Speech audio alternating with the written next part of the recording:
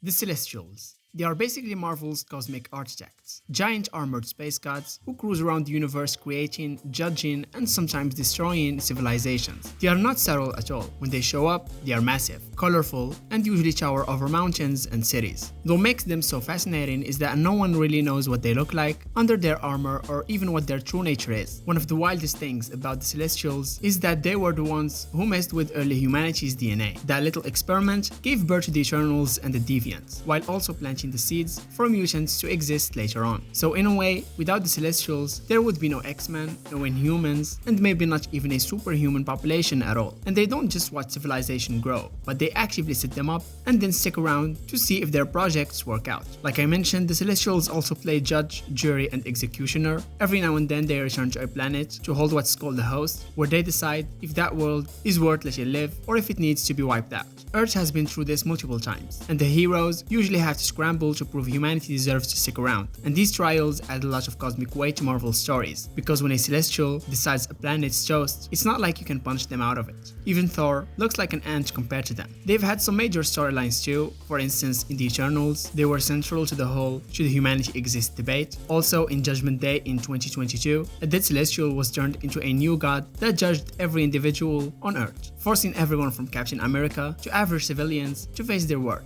Even in Avengers, the current headquarters is literally inside the body of a fallen Celestial, so they actively shape Marvel's biggest cosmic and earthbound stories. But still, after decades of comics, we still don't know what drives them or why they care so much about tinkering with life. Sometimes they feel like scientists running giant cosmic experiments, other times like gods demanding worship. And that balance makes the Celestials stand out as some of Marvel's most iconic beings.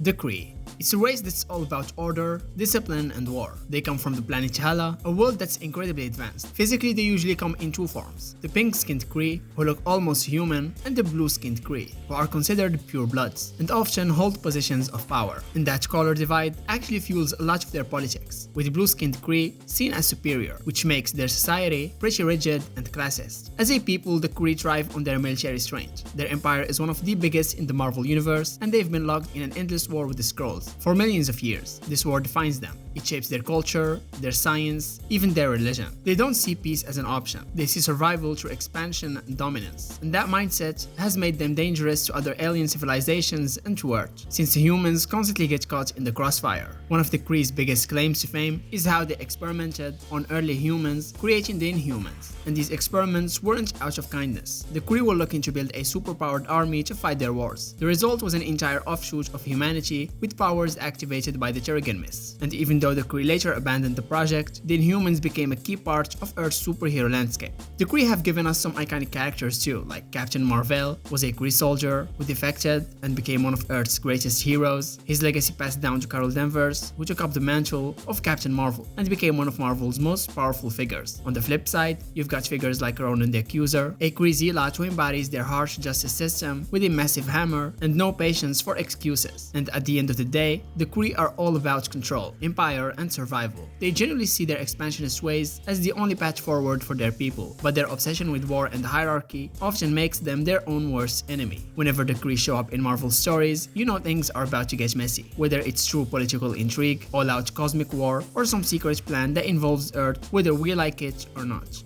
The Beyonders. They are creatures that live outside the multiverse itself. They are so far removed from the rules that govern reality that even Marvel's most powerful entities, like the Living Tribunal or Eternity, have been shaken by their existence. When the Beyonders show up, it usually means reality itself is in trouble, because they aren't bound by the same limitations as gods, demons, or cosmic abstracts. They were first introduced in a pretty quirky way. The original Beyonder was presented as a curious, almost childlike being who sparked the first secret wars by yanking Earth's heroes and villains onto Battleworld, just to see what would happen. He wasn't malicious, so much as fascinated by the idea of conflict, like a scientist shaking an ant farm. But later stories revealed that he was just one of a whole race of Beyonders, and that changed everything. Suddenly they weren't just weird omnipotent beings, they were a species of reality-shattering entities. The scariest moment tied to them came in New Avengers, when it was revealed that the Beyonders were behind the destruction of entire universes. They casually wiped out the Celestials, killed the Living Tribunal, and triggered the incursions. that collapsed the multiverse, leading into Secret Wars 2015. That storyline showed just how absurdly powerful they are. The kind of threat even the most brilliant minds like Reed Richards or Doctor Doom can't really prepare for, except by pulling off desperate, reality-bending stunts. And what's fascinating is that the Beyonders aren't evil in the traditional sense. They don't plot conquest, and they don't toy with humanity. Instead, they operate on a scale so vast that their actions feel like natural disasters. And that makes them scarier than any villain, because you can't reason with something that views universes the way we might view soap bubbles. At the end of the day, the Beyonders are being so powerful they don't even care about gods or cosmic rules, because they exist above them.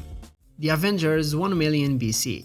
In Marvel Legacy 1, Jason Aaron introduced a bold new concept, the Avengers of 1 million BC. The idea was that Earth had its own proto-Avengers in prehistoric times, made up of ancient versions of iconic roles like Black Panther, Ghost Rider, Agamotto, the original Sorcerer Supreme, Odin, and the Phoenix. On paper, it was Marvel trying to echo DC's Rebirth with a dramatic legacy reveal. In execution, it was confusing, contradictory, and never really justified its existence. So let's address the elephant in the room. Homo sapiens didn't even exist 1 million years ago, yet somehow there's a fully functioning Black Panther, someone wielding the Iron Fist, and a Ghost Rider with a flaming mammoth. None of this makes sense even by comic book standards. These aren't ancient spirits or symbolic echoes. They are fully established human characters operating in a time when humanity literally wasn't around. It immediately broke suspension of disbelief. And things got worse when Aaron pushed the idea that the Phoenix Force was Thor's actual mother, having had some kind of relationship with Odin. And this twist was almost universally rejected by fans and was later quietly undone. It took Thor's rich mythological origin, mixed it with cosmic nonsense, and hoped it would somehow feel profound. Instead, it just felt like a last-minute shock twist that no one asked for and no one needed. And the biggest issue with Avengers 1 million BC is that it never mattered. Despite popping up in various arcs, usually with dramatic narration and fiery backgrounds, the prehistoric Avengers added nothing of value to the present-day Marvel universe. Their existence rarely influenced modern characters or stories in a meaningful way. Instead, they became a backdrop for messy lore dumps and strange cosmic retcons that readers struggle to care about.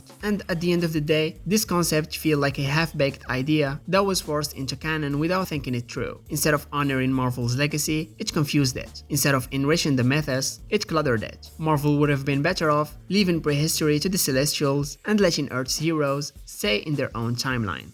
The Eternals. Like I said, they were created thousands of years ago, when the Celestials tinkered with early humanity's DNA. Out of that cosmic science project came two branches, the graceful near-immortal Eternals and their chaotic, mutated cousins, the Deviants. Unlike humans, the Eternals don't really age. They don't get sick, and they can manipulate cosmic energy to do everything from flight to energy blast, each one usually specializing in a certain power. Throughout history, humans have mistaken them for gods, heroes, and legends. Characters like Icarus might have inspired the myth of Icarus, Circe shows up in Greek tales, and others like Athena were worshipped as actual deities. This blurring of lines between superhero, god, and legend gives them a unique flavor in the Marvel universe. They are something in between aliens and humans, watching history unfold while quietly influencing it. And despite their power, the Eternals are far from united. They've spent as much time fighting each other as they have projecting Earth. Internal rivalries, philosophical disagreements, and even civil wars have fractured their ranks. Some Eternals see themselves as protectors of humanity, while others believe they are superior beings who should rule. And this tension makes their stories more about identity and purpose than just fighting bad guys. They are living through the burden of being too perfect while surrounded by flawed humanity. And the Eternals have been at the heart of some massive Marvel storylines. They often get dragged into conflicts with the Deviants, with the Celestials judging Earth's work in the background, and in more recent years, events like Judgment Day put them front and center, asking whether they even deserve to exist after centuries of hidden manipulations. And that kind of moral weight makes them more than just another group of superheroes in tights. At the core, the Eternals are about the tension between immortality and relevance. Like I've said, they have lived through wars, plagues, empires rising and falling, and yet they are often sidelined in humanity's big moments. They are powerful enough to rival gods, but constantly questioning what their role should be. And that mix of mythology, cosmic science, and philosophical drama gives them a very different vibe from groups like the Avengers or X-Men.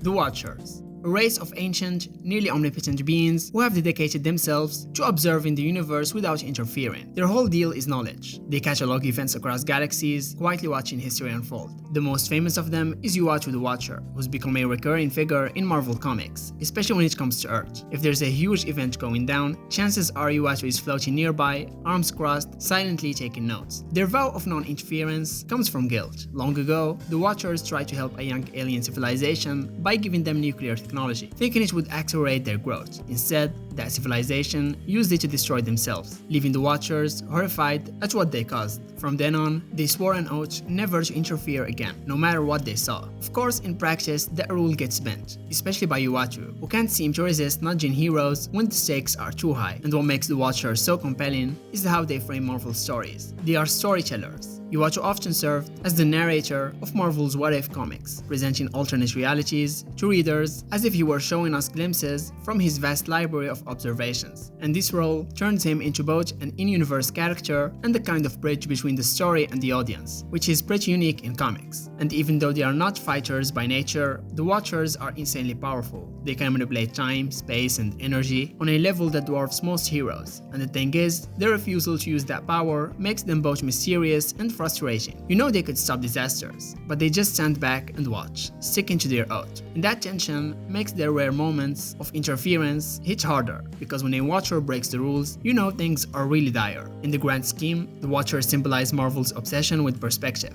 Every battle, every universe, and every choice is part of a much bigger story. And whether Uatu is narrating alternate realities or breaking his oath to warn the Fantastic Four, the Watchers add a sense of cosmic scale, like someone is always watching, even when the heroes think they are alone.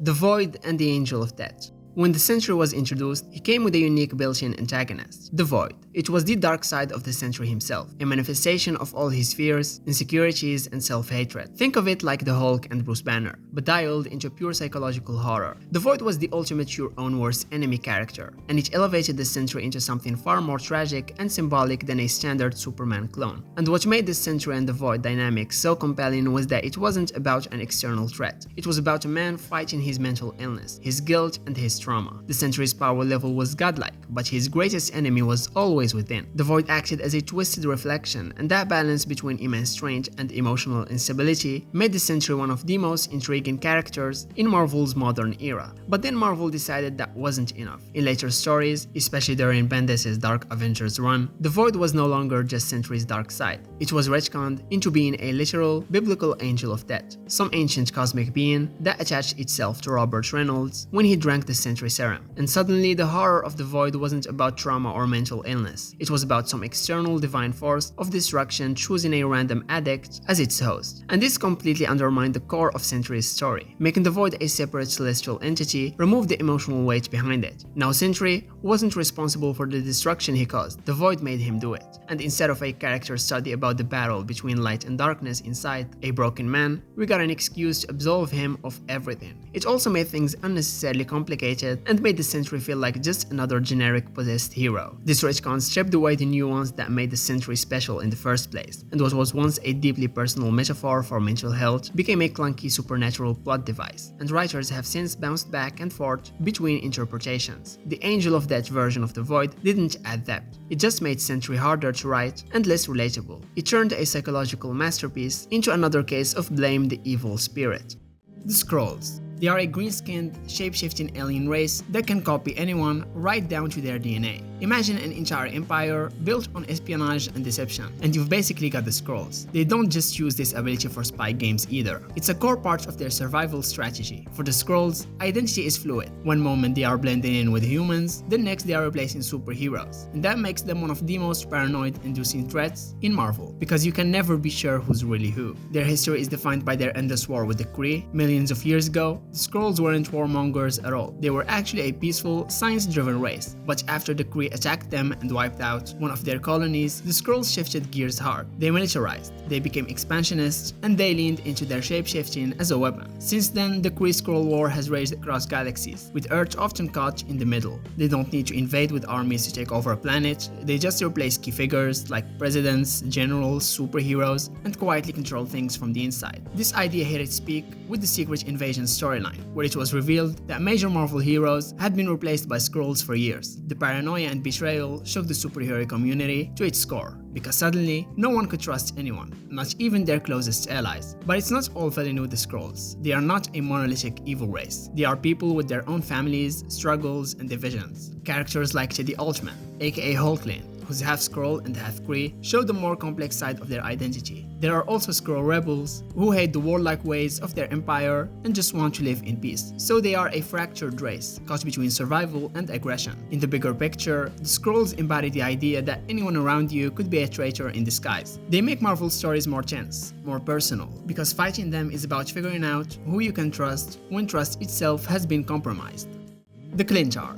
Better known as the symbiotes, they are Marvel's ultimate creepy crawlies, a race of living, shape-shifting organisms that bond with hosts and amplify their powers. They are not inherently evil, but they are naturally parasitic, feeding off their hosts, adrenaline, and emotions. When the bond goes well, the Clinchar can turn someone into a powerhouse like Venom, but when it goes badly, you get nightmares like Carnage. They are terrifying because they don't just sit on your skin like armor. They crawl into your head, sharing thoughts, desires, and often twisting their host's darker impulses. Originally, the Clinchar were created by the Dark God Null, who forged them as weapons in his war against creation itself. They started as living extensions of his will, meant to snuff out light and spread darkness. Over time though, many symbiotes broke free of Null's control and developed more individuality. Some even became noble, forming bonds meant to create heroic warriors, though the evil ones like Carnage tend to get all the attention. The most famous Clinchar story comes through Venom, starting as Spider-Man's black costume. The symbiote grew resentful after Peter rejected it and found Eddie Brock, whose bitterness made for the perfect host. That pairing gave us the classic anti-hero Venom. Later hosts like Flash Thompson showed a different side of the symbiote, proving that with the right person, the Clinchar could actually be heroic. And this duality is what makes their stories fresh. Their mythology exploded in recent years with arcs like Absolute Carnage and King in Black, where we learned the full extent of their history under Null. Entire armies of symbiotes descended on Earth, and heroes from the Avengers to the X-Men had to face their overwhelming tide. And these stories showed that Clinchar aren't just one-off villains. They are a galactic force, tied into Marvel's deepest cosmic lore. On one level, they are about the psychological horror of sharing your body with another mind, whispering in your thoughts. On another, they are about universe-spanning wars, tied to gods and primordial darkness. And that mix of personal horror and cosmic mythology makes them one of Marvel's most versatile and enduring races, as likely to appear in a Spider-Man street-level story as they are in a galaxy-shaking event. The Heart of the Universe.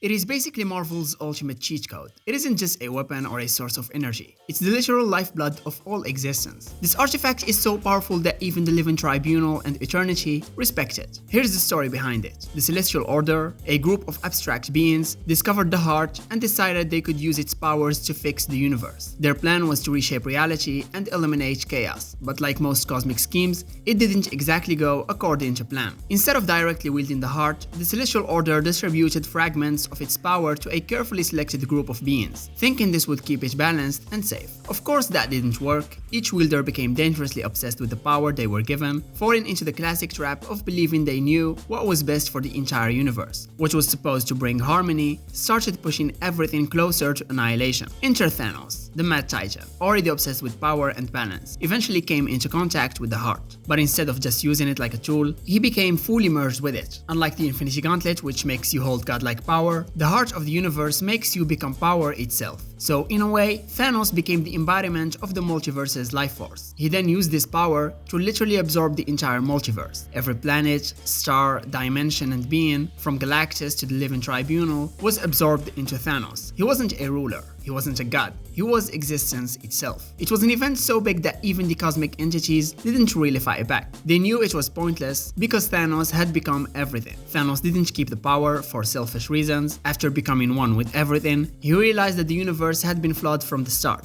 So he destroyed it completely and then rebuilt it. It was almost an act of mercy. He made a new reality free of the imperfections that had haunted the old one, and then stepped out of existence, leaving no memory of what he had done. The heart of the universe is rarely mentioned nowadays, which makes it even more mysterious and mythic. It's an artifact beyond the Infinity Stones, beyond the ultimate nullifier, beyond everything. Something that can reset the multiverse itself. And the fact that Thanos, of all people, was the one who used it responsibly. And for once, he wasn't just trying to impress death or conquer worlds, he genuinely fixed the universe, and then walked away.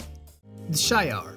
They are Marvel's sleek, bird-inspired galactic empire. an advanced civilization that controls one of the largest and most powerful interstellar domains in the universe. Physically, they are humanoid, but with subtle avian traits like feathers or wing-like dormants, and nod to their evolutionary past. Their homeworld is Chandelar, and from there, they rule countless star systems with a mix of strict order, advanced tech, and a heavy dose of imperial politics. If the Kree are all about war and the Skrulls about infiltration, the Shi'ar are about empire building, true control and diplomacy, backed by force. Their society is structured around the Imperial Guard and the ruling throne, which has been at the center of endless drama. The Guard is like the Shi'ar version of the Justice League, a team of powerhouse warriors sworn to defend the Empire. Above them sit the Magister or the Magistrix, and some of Marvel's best cosmic stories revolve around who sits on that throne. The most famous ruler, tied to Earth, is Lilandra Niromani, who not only led the Shi'ar, but also fell in love with Professor X, creating one of the more unlikely romances in Marvel history. The Shi'ar are deeply tied to the X-Men, especially through the Phoenix Saga. They were the ones who declared Jean Grey too dangerous to live after she bonded with the Phoenix Force, leading to the legendary trial on the blue area of the moon. Their empire often acts as both ally and antagonist to Earth's mutants, sometimes protecting the galaxy from cosmic threats, other times trying to wipe out anything they see as a danger to their dominion. And that complicated relationship keeps them from ever being one-dimensional villains. Beyond their clashes with mutants, the Shi'ar play a huge role in Marvel's cosmic balance of power. They've gone toe-to-toe with the Kree, the Skrulls, and even the Avengers during larger galactic conflicts. Their technology and military strength make them one of the few civilizations that can stand against forces like the Celestials or Clintar invasions. Whenever a universe-wide event happens, you can bet the Shi'ar fleet is either fighting at the front lines or pulling political strings from behind the scene. But they are not faceless conquerors. They are flawed, emotional, and constantly struggling to balance survival with morality. Their empire is vast and impressive, but their stories often zoom in on betrayal, power struggles, and the cost of maintaining dominance. Mutant. In the Marvel Universe, a mutant is someone born with a special genetic twist, specifically the X gene. This gene kicks in, usually around puberty, and grants the person unique abilities that set them apart from regular humans. Sometimes it's something flashy like laser vision or flight, other times it's more subtle or even kind of tragic. The key thing is that mutants don't get their powers from accidents or experiments. They are born with the potential baked into their DNA. Mutants have been a huge part of Marvel's storytelling, especially through the X-Men. These characters often reflect real-world themes like discrimination, identity, and fear of the unknown. Society in the Marvel world doesn't exactly roll out the red carpet for them. Governments hunt them, people fear them, and they are constantly stuck between hiding who they are or fighting for their right to exist. And that tension creates stories that are way more grounded, even when they are full of psychic battles and superpowered showdowns. Power-wise, mutants are widely diverse. Some can move mountains or freeze time, while others might just change color or talk to birds. It's not always glamorous. Some mutants struggle with their abilities, either because they are dangerous or because they physically change their appearance. Nightcrawler, for example, looks like a demon but has a heart of gold. Others like Magneto or Jean Grey can shake the entire planet if they lose control. There's no set scale or limit. They are unpredictable, which is part of what makes them interesting.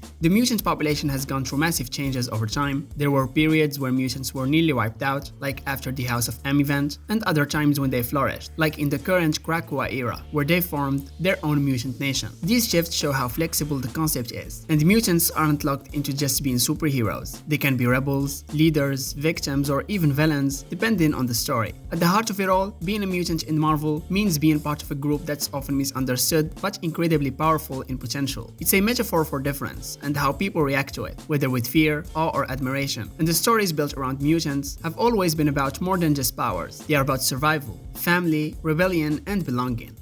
Mutate. Mutate in Marvel is someone who hasn't born with powers but gained them after some kind of external trigger, usually something wild like radiation, chemicals, or weird science gone wrong or right depending on the outcome. Unlike mutants, their DNA didn't have any hidden surprises until something messed with it. Think of Peter Parker getting bit by a radioactive spider or Bruce Banner getting blasted with gamma rays. They started off totally normal and then boom, superhuman. These transformations usually come with a price. Mutates often didn't ask for their powers, and the changes can be permanent, painful, or both. The Hulk is a walking example of this. Bruce didn't want to become a rage monster, but now he's stuck with it. Others like the Fantastic Four got their abilities through cosmic radiation, and while they ended up as a family of heroes, their origin story is rooted in an experiment gone sideways. It's the whole science pushing boundaries angle that keeps this category of characters grounded in human curiosity and recklessness. One thing that makes mutates so interesting is the unpredictability of their powers. Two people could be exposed to the same event and turn out totally different. Some develop flashy powers like energy blast or teleportation,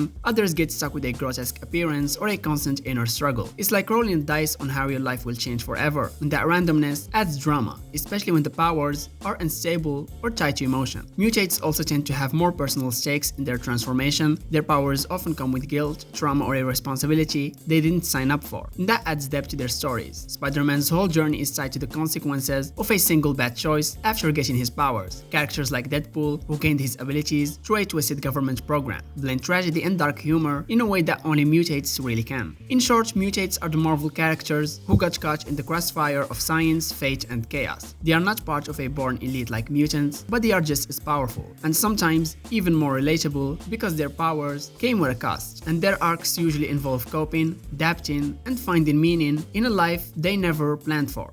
The ultimate nullifier. It is Marvel's original Don't Mess With Me button, first introduced way back in the 1960s during Fantastic Four issue 50. This tiny, unimpressive looking device was called the universe's most devastating weapon, and it really lives up to the reputation. It's so powerful that when Galactus, the planet eater who treats worlds like snacks, saw it in Reed Richards' hands, he actually backed off and decided not to destroy Earth. If a cosmic god thinks twice about messing with you, you know this thing is serious business. The nullifier's first big moment came when Uatu the Watcher, who usually just stands by and observes, decided the Earth was way too important to be wiped out. He guided the Human Torch to Galactus' ship, where Joni grabbed the ultimate nullifier and brought it back to the team. Reed threatened to use it, and Galactus, the guy who can casually fight Celestials, immediately surrendered and left. That alone cemented the nullifier as one of Marvel's most terrifying trump cards. So what does it actually do? It erases anything it's aimed at from existence. Completely. People, planets, universes, even concepts can be erased. There's no explosion, no debris, no aftermath. The target just stops existing, as if it was never there in the first place. And here's the scary part. It works no matter how powerful the target is. It doesn't matter if you're Galactus, Eternity, or even the Living Tribunal. If the nullifier is fired at you, you are gone. Of course, there's a catch. The ultimate nullifier is so insanely powerful that it doesn't just erase what you point it at. It can take out the user too, if they are not careful. The device is mentally linked to whoever's holding it, so if their mind isn't perfectly focused, they risk destroying themselves, the planet they are on, or even the entire universe by accident. It's not flashy or mystical, it's just a tiny, unassuming device that can end absolutely everything with a thought. It's the ultimate equalizer in this universe, and over the years, the nullifier has popped up again and again whenever Marvel wants to raise the stakes. Various characters from Reed to Captain America have used or threatened to use it, but it's always treated like a last resort. It's not a weapon you casually fire,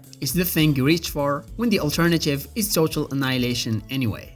Cosmic. Cosmic characters deal with power on a completely different scale. We're talking space gods, reality rappers, and people who casually fly through galaxies. These aren't your neighborhood heroes. They operate on levels that can affect planets, timelines, or the very laws of physics. Their powers usually come from exposure to cosmic forces, ancient artifacts, or by serving as avatars for bigger abstract entities. It's the kind of stuff that makes Earth's problems look like background noise. A lot of these characters are tied to the fabric of the universe. The Silver Surfer got his powers from Galactus, and now zips through space as his former herald. Captain Marvel's strength comes from being infused with energy from a Kree-related explosion, and Nova Corps members are basically space cops powered by an interstellar AI force called Nova Force. And these characters represent Marvel's leap from gritty city streets into deep space grandeur, where the rules are different and the stakes are massive. What makes cosmic powers different is their connection to things bigger than the individual. Sometimes they are chosen, like when someone becomes the new Captain Universe and channels the Enigma Force. Other times they stumble into it, like Star-Lord, who discovered he had celestial heritage. Cosmic characters often wrestle with questions of destiny, purpose, and what it means to hold godlike power while still being human, or humanoid at least. Cosmic beings also introduce a ton of strange, abstract concepts into the story. You get characters like Eternity, who is the universe, or the Living Tribunal, who judges the balance of existence. So it's not about power levels, it's about ideas. These stories explore things like order versus chaos, mortality, fate, and legacy. And when a cosmic character shows up on Earth, that usually means something huge is about to go down. So when Marvel goes cosmic, it's entering a completely different narrative atmosphere. Cosmic-powered characters bridge the gap between superheroes and myth, often facing dilemmas that no one else even understands.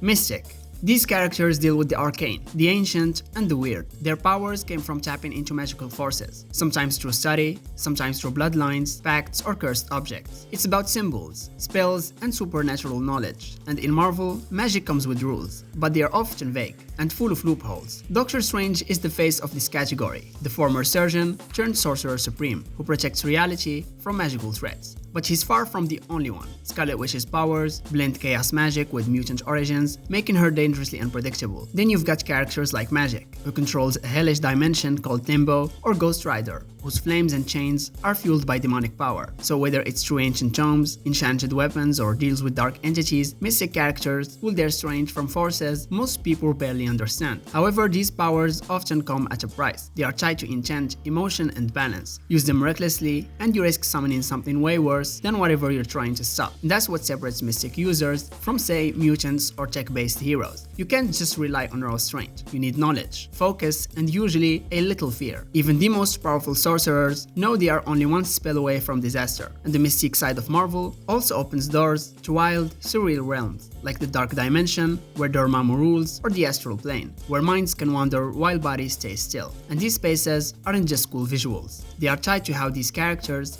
fight and interact. Battles can happen on mental, spiritual, or metaphysical levels. These characters blur the line between hero and force of nature, between knowledge and madness. They deal with curses, spirits, time loops, and ancient gods like it's all part of a day's work. And when they say, "Don't mess with that," you should probably listen. Psionic and mental energy. It's one of the most fascinating and dangerous power sources out there. It's the pure force of the mind made real. Thoughts, emotions, and willpower turned into physical energy. When you see a telepath like Professor X reading minds from across continents, or a telekinetic like Jean Grey lifting entire buildings with a thought, that's psionic energy at work. It's not magic or mutation alone, it's the brain functioning at a level that breaks the rules of physics. At its core, psionic energy is the idea that the mind itself can shape reality. Characters like Charles Xavier, Emma Frost, and Psylocke use it for telepathy, for example communicating, controlling, or even erasing thoughts. Others like Jean Grey, Cable, and Rachel Summers take it further with telekinesis, using their minds to manipulate matter and energy. So the scale of psionic power varies wildly. Marvel often ties psionic powers to the subconscious, showing how emotions and trauma fuel their strength. Legion, for instance, manifests multiple personalities, each with its own psionic ability. Even cosmic beings like the Shadow King or Onslaught exist as pure psychic entities, proving that psionic energy can create life forms entirely from thought. The line between mind and matter gets thinner the deeper you go. What makes psionic power so interesting is that it's both intimate and limitless. It's not something you inject or inherit, it's a reflection of who you are. A strong mind equals strong power, but also a bigger risk of losing control. Many of Marvel's most tragic stories, like Jean Grey's transformation into the Dark Phoenix, come from psionic users overwhelmed by their own mental energy. So psionic energy is Marvel's way of turning the human mind into the ultimate weapon and the ultimate mystery. It's about imagination, emotion, and the infinite potential of consciousness. Whether it's Xavier bringing peace, Jean unleashing chaos, or Legion tearing reality apart, every psionic story circles back to the same truth. The mind is the most powerful and unpredictable energy source in the universe. Tech. They are the ones who don't wait for powers. They build them. They are inventors, engineers, hackers who use technology to match or even surpass naturally powered beings. Whether it's a suit of armor, cybernetic implants, or advanced AI, their abilities come from intellect and innovation. These characters live in labs, garages, or bunkers, constantly upgrading, modifying, and pushing the limits of what machines can do. Iron Man is the poster boy for this category, strapping a mini supercomputer to his chest and turning himself into a flying tank. But he's not alone. There's also War Machine, Rescue, and even villains like Justin Hammer are all examples of tech-based enhancement. Then you've got people like Spider-Man, who's technically a mutate but relies heavily on his own inventions like web shooters and suits with AI, sensors, and backup systems. I mean, the line between natural and tech gets blurrier when the character is also a genius. Some tech-based characters aren't even fully human anymore, like Deadlock or Cable, walk-in arsenals with built-in weapons and computerized reflexes. Others are full-blown artificial beings like Visions or Jocasta, running on advanced algorithms and energy cores. And these characters raise questions about what it means to be alive, especially when machines start thinking of themselves or developing emotions. And one cool thing about tech users is how versatile they are. They can adapt to any situation with the right tool, weapon, or gadget. But that also means they are only as good as their gear. No suit, no powers. And that vulnerability versatility adds tension. Plus, tech evolves fast. What's cutting edge today can be obsolete tomorrow. So these characters are in a constant race against both enemies and their own limitations. Overall, tech heroes represent brains over birthright. They are the self-made titans of the Marvel Universe. They don't need a magic hammer or a mutant gene to stand with the big leagues. Just give them some scrap metal, a soldering iron, and maybe a satellite uplink, and they will build a legacy. Inhuman. They are Marvel's answer to evolution gone sideways, thanks to alien interference. A long time ago, the Kree, an advanced alien race, experimented on early humans, messing with their DNA to create a subspecies that could develop extraordinary abilities. But unlike mutants who are born with active powers, Inhumans need a trigger, specifically exposure to something called the Terrigen Mist. That's when their powers kicks in, sometimes dramatically and sometimes not so helpfully. Once they undergo what's called terrigenesis, an Inhuman's transformation is often permanent and can be extreme. Some end up with cool powers like flight or mind control, others grow extra limbs, scales, or completely change shape. The process is unpredictable and not everyone comes out of it better off. That's why in traditional Inhuman society, usually centered around the city of Attilan, terrigenesis is treated like a rite of passage, and sometimes a gamble. Inhuman society is strict and built on hierarchy. It's run by a royal family led by Black Bolt, a king who can level mountains with just a whisper. The other big names include Medusa, Karnak, Gorgon, and Crystal, each with unique powers and roles. These are royalty, soldiers, and philosophers who see themselves as separate from the rest of humanity. Their culture is a mix of ancient tradition and advanced tech,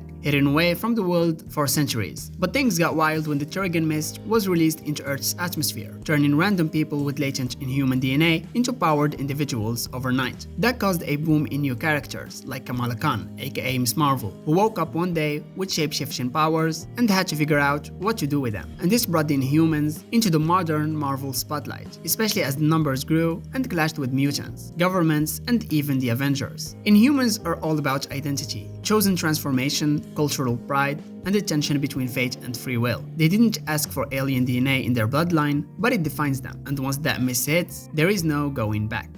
The Evil Eye of Avalon. It is one of those Marvel artifacts that sounds a little goofy until you realize how insanely powerful it actually is. Don't let the name fool you. It's not some cursed trinket that just sits around being spooky. This thing is basically a do-it-all cosmic remote control for reality. Matter, energy, space, and time. The Evil Eye can twist it all. It's so versatile that if you had to pick one artifact to take on a desert island, this is the one you'd want, because you could literally reshape the desert island into a palace. It can rearrange molecules, which means it can disintegrate people into dust, reshape objects into anything you want, or even alter living beings on a fundamental level. It can also nullify magic powers, which makes it a nightmare for characters like Doctor Strange or Scarlet Witch, who rely on mystical energy. And if that's not enough, it can create nearly impenetrable force fields and give its wielder the ability to travel through both space and time. It's like having the powers of Doctor Strange, Magneto, and Kang the Conqueror rolled into one shiny artifact. One of the coolest details about the Evil Eye is that it has a mind of its own when it comes to survival. If it's ever destroyed, it doesn't just stay broken. Instead, it reassembles itself by any means necessary, even across vast distances. And this makes it one of the hardest items to actually get rid of. Once it's out there in the Marvel Universe, it's basically never gone for good. The Evil Eye first showed up in the hands of Prester John, a character who sounds more like a medieval monk than a cosmic powerhouse. And despite his less than threatening name, he was actually a guardian of the artifact for centuries. Of course, in true Marvel fashion, villains immediately started fighting over it. Big names like the Grandmaster, Krona, and even Dormammu have gone after the Evil Eye because they know how game-changing its power can be. One of its most famous appearances came during the Avengers Defenders War, when both superhero teams clashed over who should have the eye. This was one of the earliest big crossover events in Marvel history, and heroes weren't just worried about villains using it, they were worried about anyone having it, because its power could shift the entire balance of the Marvel Universe overnight. In a way, the Evil Eye of Avalon is one of the most underrated artifacts in Marvel lore. It doesn't get as much attention as the Infinity Stones or the Ultimate Nullifier, but its versatility and its ability to affect literally everything around it make it one of the most dangerous weapons in existence. Plus, the fact that it rebuilds itself means it's always out there, waiting for the next person, bold or foolish enough to pick it up. Hybrid.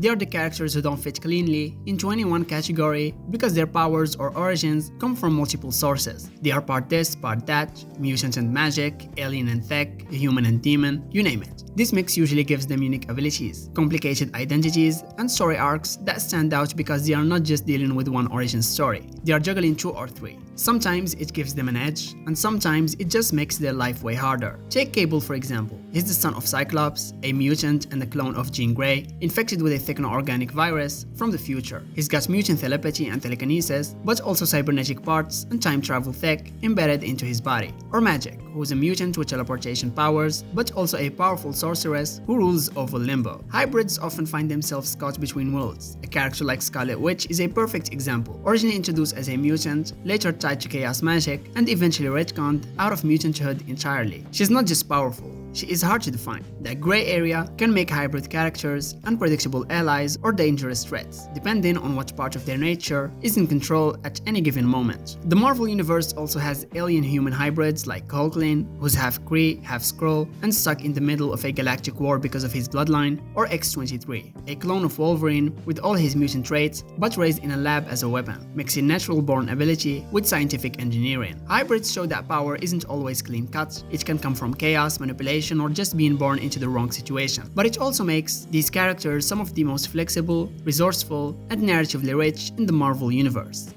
Divine. They usually come from mythologies, pantheons, or celestial orders. They are worshipped, or were at some point. They are beings who are power. Gods, demigods, celestial avatars, anyone who draws their strength from divine origin or status falls into this group. They usually come with long lifespans, insane durability, and a deep connection to cosmic forces, magic, or fate-based energy. Thor is the most famous divine character, being the literal Norse god of thunder. He's not just swinging Mjolnir for show, his whole existence is rooted in Asgardian myth and responsibilities. Same goes for Hercules, who brings Greek mythology into Marvel with enough strength to wrestle the Hulk and enough ego to match Tony Stark. These gods are real in the Marvel Universe, walking the earth and occasionally joining super teams when they are not dealing with ancient grudges or divine politics. But not all divine characters are part of ancient myths. Some are connected to abstract or higher cosmic forces, like Khonshu, the moon god who empowers Moon Knight, grants his avatar power in exchange for brutal service, and Bast, the Panther goddess, is the spiritual backbone of Wakandan culture and the one who gives Black Panther his powers. These deities aren't always benevolent. They have their own agendas, and their relationships with mortals are often based on contracts, tests, or bloodlines. Divine beings often live on a different wavelength. Time, death, and human morals don't always apply to them. That's part of what makes them so compelling. They bring this mythic, timeless energy into modern superhero stories. When gods fight, the fallout is shifts in reality, weather, or fate itself. Their power feels heavier, like it's tied to history, belief, or the balance of the universe. Whether they are standing shoulder to shoulder with the Avengers or dealing with ancient rivalries in hidden realms, they carry the weight of entire cultures and religions behind them. Serums and science experiments. They are probably the most classic way people get powers in Marvel. The mad science gone right or wrong origin story. Unlike mutants who are born special or gods who inherit their power, these heroes and villains are made through chemistry, radiation, or plain bad luck. It's Marvel's way of saying what happens when human curiosity pushes too far. And the answer is usually superpowers, trauma, and a lifetime of regret. The most famous example is Captain America. Steve Rogers was transformed from a scrawny kid into the ultimate soldier thanks to the super soldier serum, a perfect blend of science and moral purity. It gave him enhanced strength, reflexes and stamina, and a shiny sense of justice. But the same experiment that made him a hero also created monsters when others tried to replicate it. Characters like Red Skull, Nuke, and US Agent all traced their powers to failed copies of that serum, showing how easily science can tip from miracle to nightmare. Then there's the Hulk, who got his powers through exposure to gamma radiation. Bruce Banner was trying to save someone from a bomb test and ended up becoming the bomb himself. Every time he gets angry, that scientific accident turns him into a walking force of nature. In all these stories, science isn't just a tool, it's a chaotic force that doesn't always care who it transforms. What's fun about this power source is that it often doubles as commentary on humanity's obsession with progress. Marvel loves exploring how far people will go in the name of discovery, from Tony Stark's arc reactor keeping him alive, to Dr. Octopus fusing metal arms into his spine, to the lizard trying to regrow his arm and ending up a monster. Sometimes the experiment element saves the world, sometimes it destroys it. But it always says something about the human drive to control nature. In the end, serums and experiments are Marvel's bridge between the ordinary and the extraordinary. It's unpredictable, dangerous, and sometimes heroic. But that's the charm of Marvel science. Every formula, every ray, every lab explosion has the potential to change the world or ruin it completely.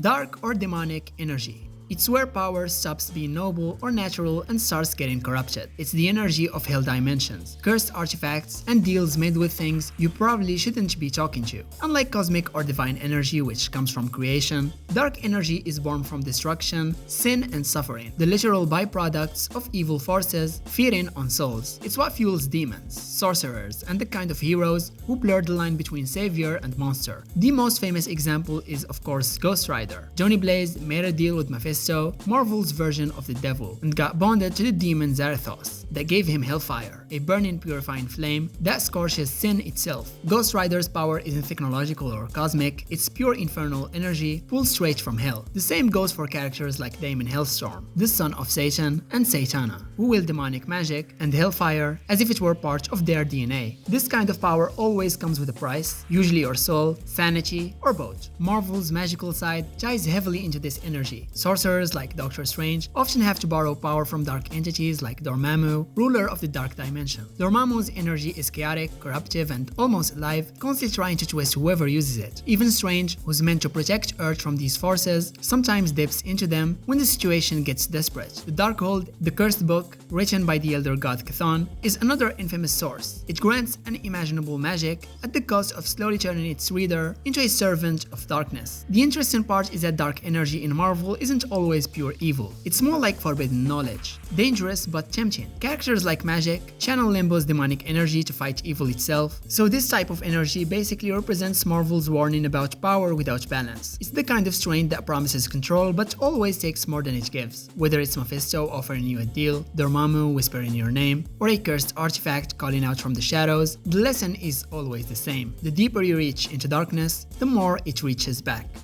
Parasitic life forms. Instead of drawing power from magic, science, or divinity, these characters get their abilities through symbiosis, a biological bond between a host and an alien or supernatural organism. It's not just sharing energy, it's a full fusion of body, mind, and instinct. And while that connection can make you unstoppable, it always comes with one big risk: losing yourself to the thing feeding off you. Take Venom for example. The alien symbiote that bonded with Eddie Brock gives him superhuman strength, speed, shape-shifting abilities, and those monstrous tendrils and fangs. But Venom isn't just a costume. It's a sentient being from the planet Clintar, born from the dark god Null. The symbiotes feed off the adrenaline and emotions of their host, amplifying their aggression in return. That's why bonding with one feels both empowering and addictive. It gives you everything you ever wanted while slowly taking control. Over the years, Marvel's expanded the idea into a whole ecosystem of parasitic entities. You've got Carnage, a more violent offspring of Venom that fully merges with its host, Cletus Cassidy, turning him into a psychopathic killing machine. Then there's Toxin,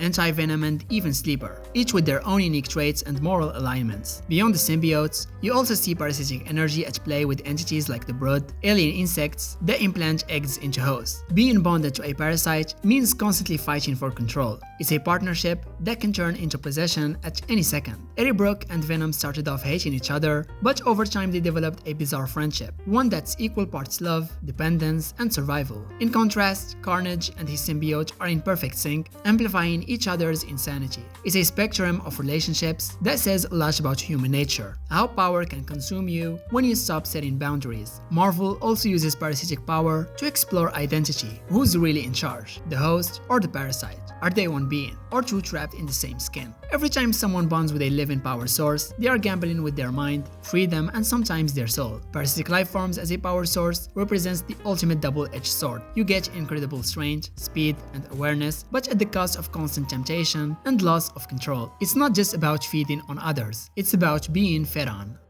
The Darkhold. A cursed tome filled with every dark spell you could imagine, all written by Chthon, one of the first Elder Gods. Think of it as the universe's original book of black magic. Chthon basically looked at the cosmos and said, "Yep, I'm going to put all the evil in one place." And he did. Every incantation, curse, and reality-wrapping spell he ever came up with got transcribed into this single book, which is why it's been feared for thousands of years. This book has been around forever, literally. It shows up in ancient Iberian tales like Cole the Conqueror and Red Sonja, which puts its creation long before the modern Marvel Universe even existed. Over its history, the Darkhold has been blamed for some of the most catastrophic events in Marvel lore: the sinking of Atlantis, the creation of vampires, and even the birth of werewolves. If something horrible and supernatural happened in ancient times, there's a pretty good chance the Darkhold had something to do with it. The really scary part of the Darkhold isn't just its spells, it's the way it corrupts people. Anyone who dares to open it risks having their souls corrupted by Chthon himself. Even well-meaning sorcerers who try to use the Darkhold for good usually ends up twisted, driven mad, or completely possessed. It's basically the Marvel equivalent of the Necronomicon. You might learn something useful, but you are probably not coming out of the experience the same. Some of Marvel's most iconic characters have crossed paths with the book.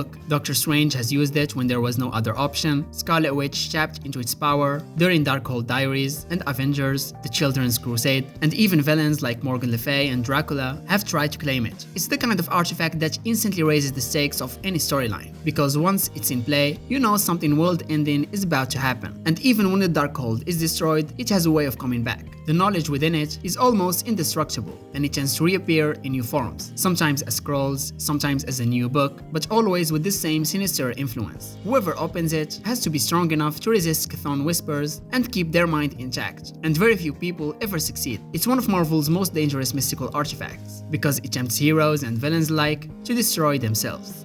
Earth 616. This is the universe where Marvel really began. It's basically the main Marvel universe, where the majority of comic stories happen. When people talk about Spider-Man fighting Green Goblin, the Avengers battling Thanos, Wolverine joining the X-Men, or Daredevil protecting Hell's Kitchen, they are usually talking about Earth 616. Marvel created thousands of alternate realities over the years, but 616 stayed at the center of almost everything. The name itself became iconic, because it gave Marvel a way to separate the main timeline from all the alternate universes they kept introducing. Earth 616 acts as the foundation connecting decades of Marvel history together into one massive ongoing storyline. Marvel never completely restarted its universe the way DC often did with major reboots like Crisis on Infinite Earths or The New 52. Instead, they kept adding layers onto the same timeline for over 60 years. That means events from the 1960s can still matter in modern comics. Peter Parker's life kept evolving little by little instead of being permanently reset every generation. Tony Stark went through alcoholism, became director of S.H.I.E.L.D., lost everything multiple times, and rebuilt himself again. The X-Men experienced entire eras of extinction, survival, resurrection, and political power. That long history gives Earth 616 a unique feeling because characters carry emotional baggage from hundreds of previous issues. Almost every major Marvel event happened in Earth 616. Stories like Civil War, Infinity Gauntlet, House of M, Secret Invasion, and Secret Wars completely changed the universe and affected nearly every hero living in it. One event could destroy trust between heroes for years. Another could wipe out millions of mutants overnight. Sometimes entire cities got destroyed or cosmic gods rewrote reality itself. Despite all the chaos, Earth 616 always continued moving forward. And that ongoing progression became one of Marvel's strongest features because actions usually had consequences somewhere down the line. New heroes were introduced, while older ones kept evolving at the same time. Legacy became a huge part of the universe. Characters like Miles Morales, Laura Kinney, Kamala Khan, Sam Wilson, and others eventually carried mantles connected to older heroes. Entire families of characters formed around certain heroes too. Earth 616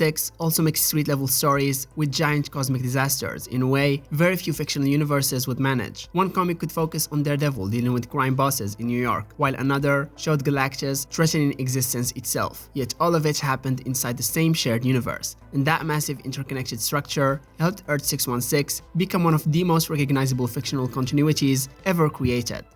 The multiverse. The multiverse means Earth 616 is only one reality among an endless number of universes. Every universe has its own history, rules, heroes, villains, timelines, and outcomes. Some realities are extremely close to 616 with only tiny differences, while others are completely unrecognizable. Marvel used this concept to explore alternate versions of famous characters without changing the main continuity forever. That is why readers eventually got universes where Spider-Man became a vampire, worlds where the Nazis won World War II, too. So yeah, alternate universes created some of Marvel's wildest stories. It gave Marvel the freedom to create stories too extreme, tragic, or bizarre for the main universe. One of the most famous examples is the Ultimate Universe, created in the early 2000s as a modern reimagining of Marvel characters. That universe introduced younger, more grounded versions of heroes and eventually gave readers Miles Morales. Then there was the Marvel Zombies universe, where nearly every superhero became infected and started eating humanity. Marvel also explored timelines like Age of Apocalypse, where Professor X died early and Apocalypse conquered the world. Some universes focused on horror, some on comedy, some on dystopian futures, and others on complete cosmic destruction. And once the multiverse became more important, Marvel started introducing countless alternate versions of the same characters. Spider-Man alone ended up with thousands of variants across reality. There's Spider-Gwen, Spider-Man Noir, Spider-Ham, Superior Spider-Man, Zombie Spider-Man, and many more. The same thing happened with characters like Hulk, Iron Man, Thor, Reed Richards, and Wolverine. Some variants became more popular than expected and eventually crossed into mainstream Marvel stories. Miles Morales is probably the biggest example because he started in another universe and later became one of Marvel's most important heroes overall. The multiverse also showed writers to bring different versions of characters together for giant crossover events. Eventually, Marvel pushed the multiverse concept into full cosmic chaos. The biggest example came during the incursions leading into Secret Wars. Universes literally started crashing into each other, destroying entire realities one by one. Heroes realized the multiverse was dying, and there was almost no way to stop it. Billions of lives disappeared every time another universe collapsed. Stories on this scale transformed Marvel from superhero adventures into giant cosmic survival stories about existence itself. The multiverse stopped being just a fun storytelling tool and became one of the central pillars of Marvel lore.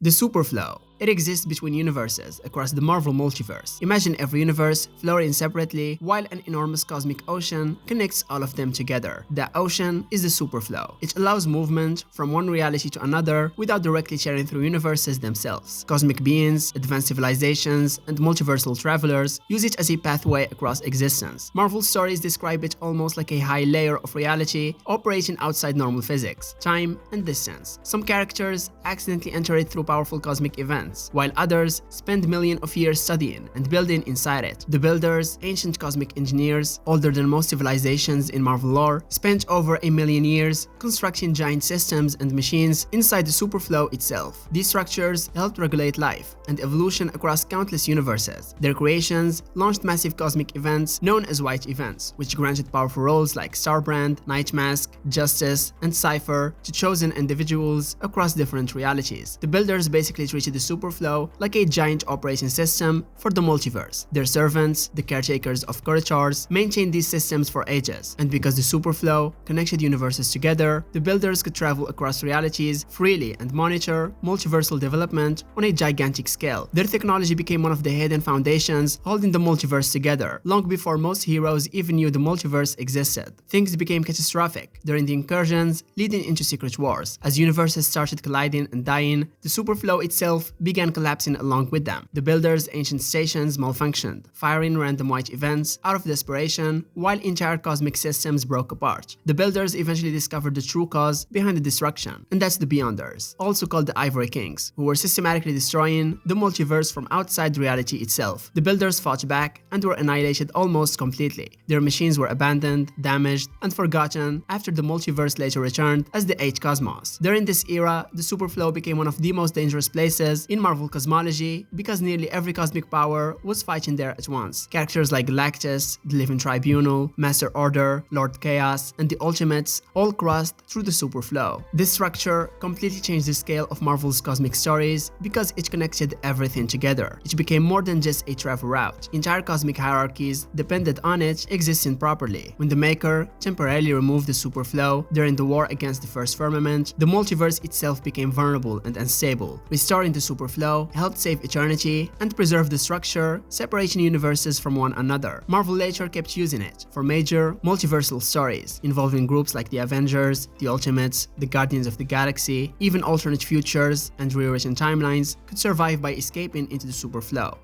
The neutral zone, also called exospace, it exists beyond the superflow and right before the outside. Marvel describes it as a massive buffer region separating the multiverse from the terrifying realms beyond it. Universes do not exist there normally. Instead, the neutral zone functions more like a cosmic borderland where reality starts becoming unstable and unfamiliar. Positive matter and negative matter coexist there at the same time, creating an environment completely different from normal space. Marvel also describes it as being filled with strange, eldritch life forms, predatory concepts, parasites, and bizarre cosmic entities wandering through the emptiness. The character most connected to the neutral zone is Blue Marvel. He originally discovered it while dealing with experiments involving powerful matter called neutronium. At first, he thought the zone was simply another dimension, but the deeper he explored, the more terrifying it became. His son Kevin Brashear ended up stranded there after a failed incident involving a villain attempting to weaponize the zone's neutronium. Kevin survived and became permanently altered by the environment itself. Blue Marvel spent years trying to rescue him, studying the zone and attempting to stabilize portals leading into it. Over time, Kevin developed powers tied directly to the zone and briefly returned to help his father fight larger cosmic threats. These stories helped establish the neutral zone as more than just empty space between dimensions. The Ultimates later traveled through it. Their journey mapped Marvel cosmology more clearly than almost any comic before it. According to the route established in Ultimates, the progression goes deep space inside the universe, the superflow between universes, the neutral zone at the edge of the multiverse, and finally the outside beyond existence itself. While crossing the zone, the Ultimates encountered dangerous beings and eventually found Anti-Man, who had survived there after being presumed dead. Even cosmic level beings struggled in this region. Thanos used the neutral zone as an entry point back into existence, while Galactus later passed through it while saving Anti-Man from reaching the outside completely. The neutral zone became extremely important because it acts as the final threshold before the outside. Once characters reach this level, they are approaching regions beyond the multiverse itself. That made the zone one of Marvel's most mysterious locations because it sits between structured reality and complete cosmic unknowns. Marvel even calls it the white space bordering all, which gives it an almost mythological importance inside the cosmic hierarchy.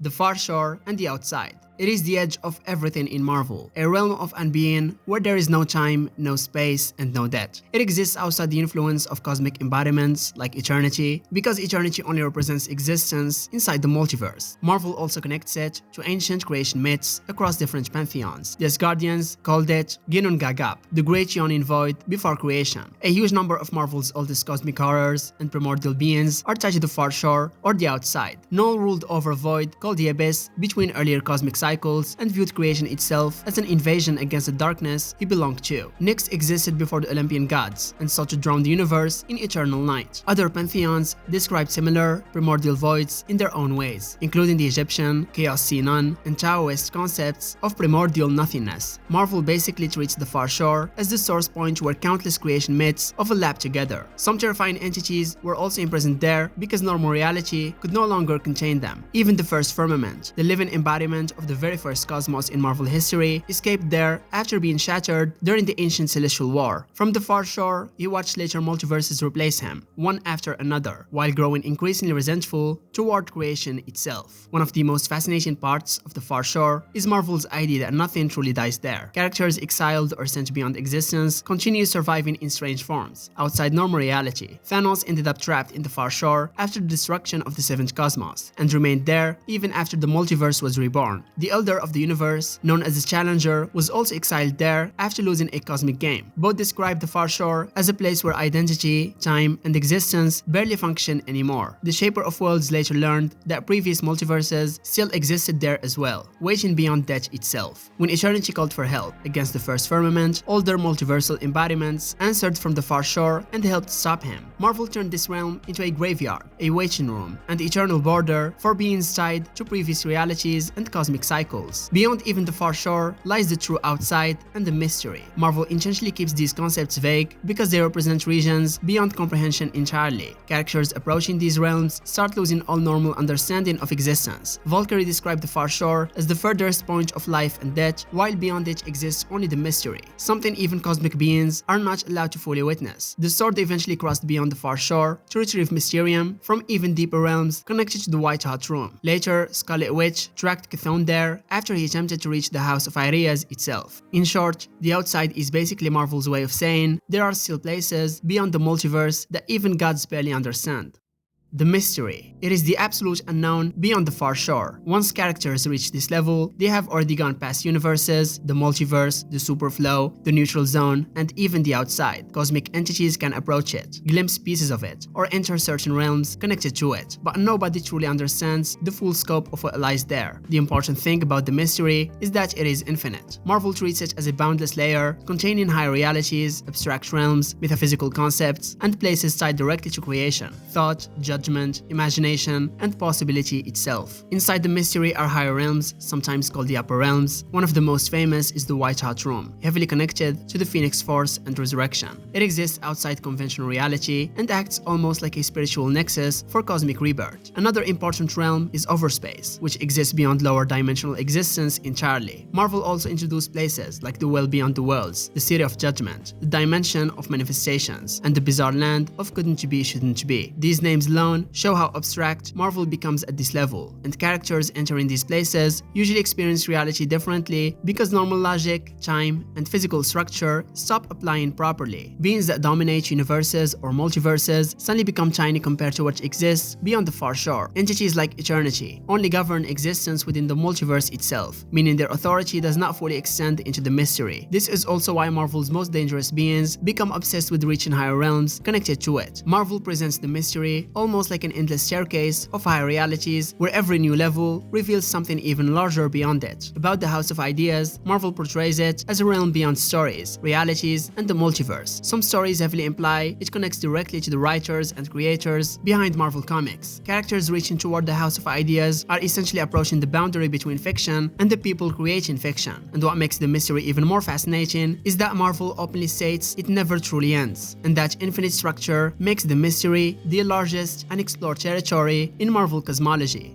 The Omniverse. It is the largest structure in Marvel cosmology. It contains entire multiverses, existing alongside each other. Marvel recently started exploring this concept more directly, especially in newer cosmic stories involving Storm. Marvel explains that its own multiverse is only one multiverse cluster, among countless others. That means the main Marvel multiverse exists beside entirely different fictional systems with their own laws, aesthetics, realities, and cosmic hierarchies. The Omniverse is basically an infinite ocean of multiverses rather than a single connected structure. Every cluster operates almost like its own franchise-sized reality, separated from the others by higher layers of existence. During Storm's journey beyond the Marvel multiverse, she was temporarily thrown into the DC multiverse, near the Source Wall, before continuing deeper into the Omniverse. From there, she crossed through bizarre multiverse clusters inspired by entirely different genres and fictional concepts. One cluster resembled the Cthulhu mythos and the realm of Azathoth, known as the Chaos Womb. Another resembled anime and manga worlds centered around magic and death, directly evoking settings similar to Jujutsu Kaisen. She even passed through absurd realities like the multiverse cluster of sentient trash and the desert of 1993. These stories explain that cosmic wars, multiversal collapses, and rebirth cycles can happen repeatedly inside one cluster without affecting the total omniverse itself. Storm's mother explains that entire multiverses collapse and restart as a natural way of the narrative renewing itself, directly referencing events like Circuit Wars and the rebirth of the multiverse afterward. Some characters living at the omniversal level are aware these cycles happen repeatedly across existence, and that creates an extremely meta layer where beings begin understanding reality almost the same way comic readers or writers do. At the highest levels of the omniverse, Marvel's cosmology becomes deeply tied to storytelling itself. Some multiverse clusters appear connected to higher powers like the One Above All and the House of Ideas. One reality Storm visited was called the One Above All's Multiversal Cluster, linked to stories written by the same author, exploring Marvel's metafictional side. In short, the Omniverse represents all narratives, all fictional systems, all possible realities, and potentially every form of storytelling existing simultaneously. Epsilon Class. In Marvel Comics, these mutants are generally understood to be those whose mutations offer little to no traditional superhero benefit, and in some cases actually make their lives more difficult. Unlike higher tier mutants whose abilities can be used in combat or strategic scenarios, Epsilon level mutations are often cosmetic, passive, or physically limiting. These are individuals who still represent humanity's next evolutionary step, but without the flashy or dangerous abilities typically associated with the X-Men. The key idea behind this classification is functionality. Epsilon mutants may technically typically possess an X gene,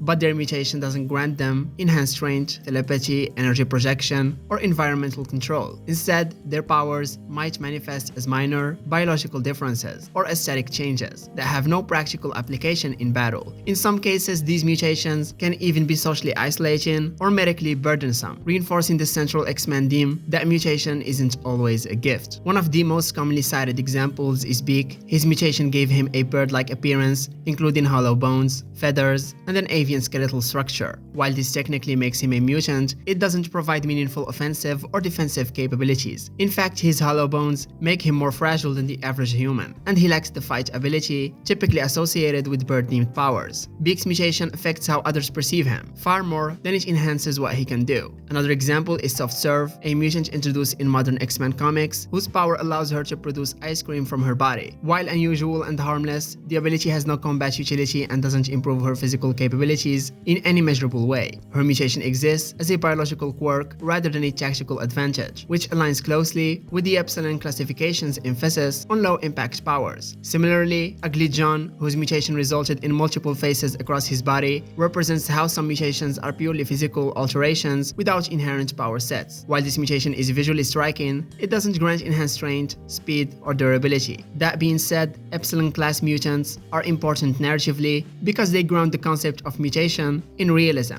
Not every mutant is destined to join the X-Men or reshape reality like an Omega-level individual. Many simply live with visible or passive differences that set them apart from baseline humans, and this reinforces one of Marvel's long-standing themes. Mutation is about diversity, not hierarchy, and evolution doesn't always produce superheroes.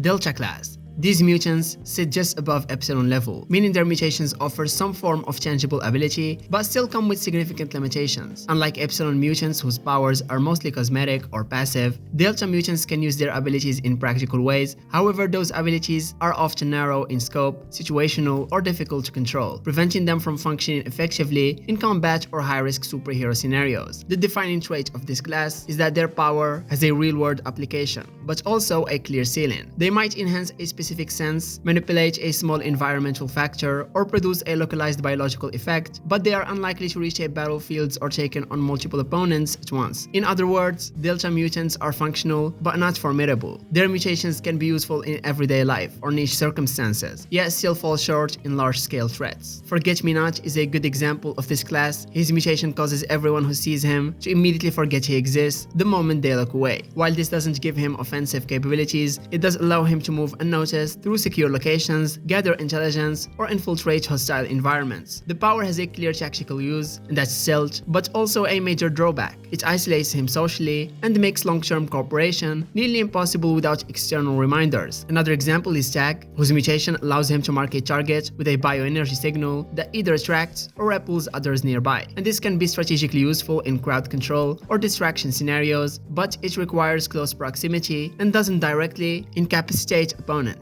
Tag's ability works best in coordinated team environments, which highlights another Delta-level trait, reliance on context to become effective. Cypher has also been considered Delta-level in early appearances. His ability to understand and interpret any language isn't combat-oriented, but it has enormous strategic value. He can decipher alien scripts, break encrypted codes, and communicate across species, and while invaluable for missions involving intelligence or diplomacy, his mutation doesn't inherently improve his physical survivability, placing him below more offensively capable mutant tiers. So this class, they aren't powerless, their abilities can be meaningful and occasionally mission critical, but they lack the versatility or raw output of higher classifications like Beta or Alpha. In many ways, they represent the idea that a mutation can enhance life without redefining it, offering subtle advantages that matter most when used creatively or collaboratively.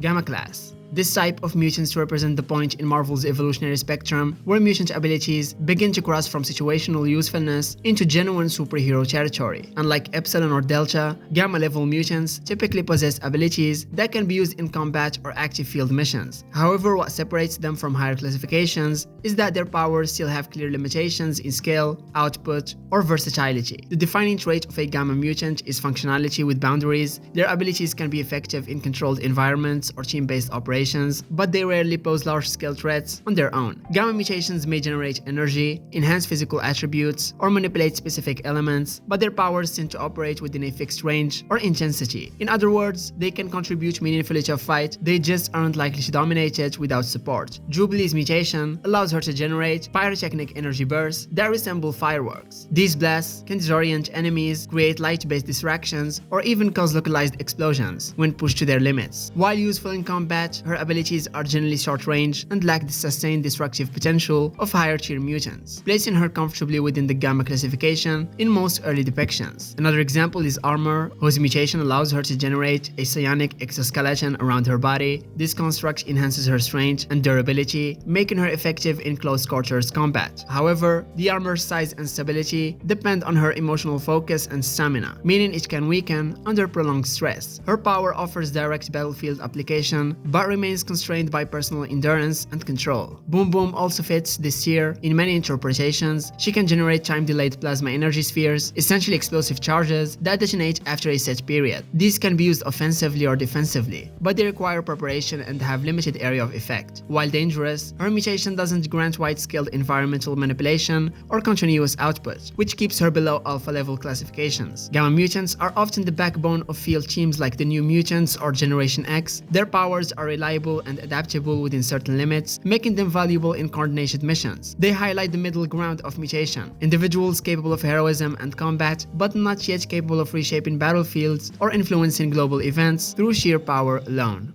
Hulk can breathe underwater and talk to ghosts. The Hulk is already known for being incredibly durable, strong, and nearly impossible to kill. But at one point, Marvel briefly added another surprising ability to his arsenal, and that's breathing underwater. In The Incredible Hulk, issue 77, during a fight deep in the ocean, Hulk casually notes that his body had developed a special gland that allowed him to breathe underwater. Instead of needing air like a normal human, Hulk's body had apparently evolved to adapt to extreme environments, letting him to stay submerged for long periods without drowning. The explanation given in the comics was that Hulk's physiology is constantly mutating and adapting to survive whatever situation he finds himself in. If he needs to survive in space, underwater, or in extreme environments, his body can sometimes evolve temporary biological solutions. This meant Hulk could battle enemies beneath the ocean without worrying about oxygen, making him even more unstoppable in environments that would normally limit other heroes. Another strange ability appeared in The Incredible Hulk, issue 370, where Hulk demonstrated that he can see and interact with spirits and astral projections. In that issue, Hulk was able to perceive Doctor Strange's astral form, which exists on the astral plane. It's a spiritual dimension where matter is composed of ectoplasmic energy. Normally, only powerful mystics, psychics, or trained adepts can see beings who are projecting themselves into this ghostly realm. The story offered a strange psychological explanation for this ability. It suggested that Bruce Banner's subconscious fear of his abusive father returning as a ghost may have caused his mind to give Hulk the ability to detect spirits as an early warning system. Essentially, Hulk developed a supernatural awareness that allowed him to perceive ghosts and astral entities that ordinary people couldn't see.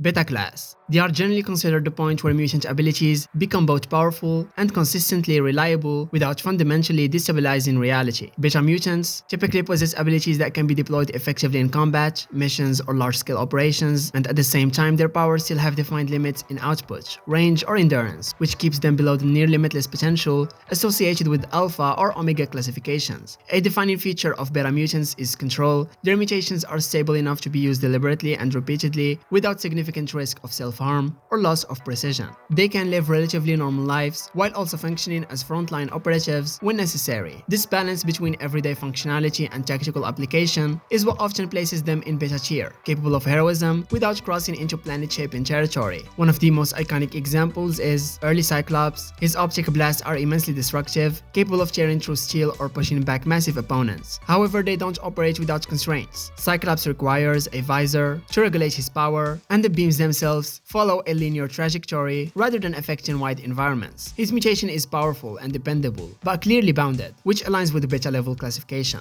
even though now he is considered a alpha class. Nightcrawler is another strong example. His ability to teleport allows for rapid infiltration, extraction, and evasion during combat. However, his range is limited by familiarity with his destination, and excessive use can cause physical strain. He can't reshape terrain or generate sustained offensive force, but within his operational niche, niche, he's exceptionally effective, and that situational strength, paired with defined limits, is characteristic of beta mutants. Colossus also fits this category. His organic steel transformation grants immense strength and durability, making him one of the X-Men's most reliable physical powerhouses. Yet even in armored form, he's not invulnerable, and his abilities don't extend beyond physical enhancement. He can withstand tremendous force, but he can't manipulate the environment or project energy outward, again reflecting the power with boundaries nature of beta classification. Beta mutants often make up the core of teams like the X-Men, because their abilities are both dependable and versatile. They can engage threats directly, adapt to mission parameters, and function effectively alongside higher tier mutants without becoming uncontrollable risks themselves. In many ways, they represent the evolutionary middle ground, strong enough to change the outcome of a battle, but not so overwhelming that they redefine the battlefield entirely.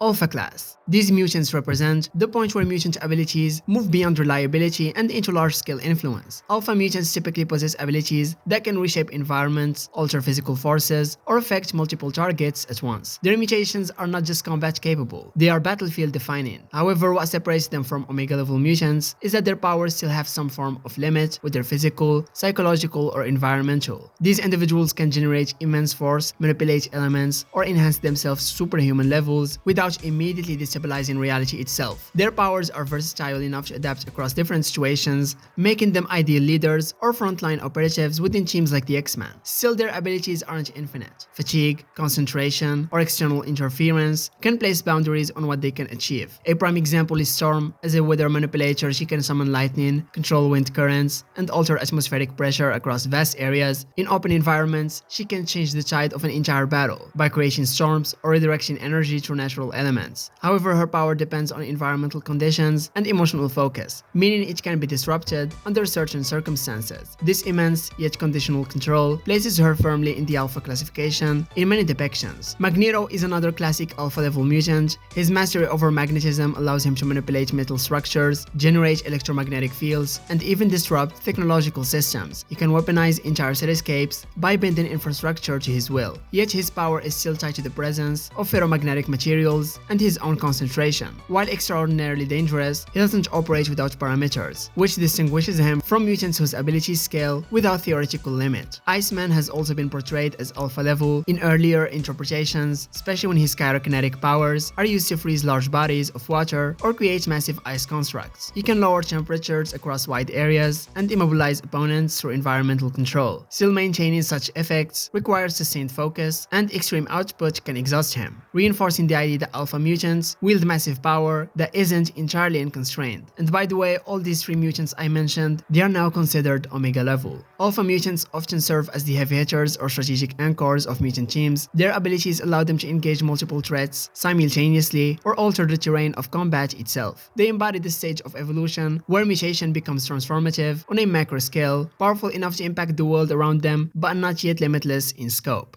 Omega class. Omega level mutants are the highest officially recognized classification in Marvel Comics, individuals whose dominant mutant ability has no definable upper limit. Unlike Alpha mutants whose powers are massive but still bounded by fatigue, environment, or concentration, Omega mutants can theoretically continue scaling their abilities indefinitely. Their mutations don't just influence the battlefield, they can alter planets, ecosystems, timelines, or even reality itself. The modern definition of Omega level was formally clarified during the Krakoan era, especially in House of X. According to in-universe data pages, an Omega level mutant is one whose primary power cannot be surpassed by any measurable standard, meaning there is no known ceiling to its potential output. And this doesn't mean they are omnipotent or invincible, but it does mean that their mutation operates on a scale that's effectively limitless when compared to others with similar abilities. A classic example is Jean Grey. As the host of immense telepathic and telekinetic power, especially when amplified by the Phoenix Force, she can manipulate minds across planetary distances, move massive objects, and shield entire populations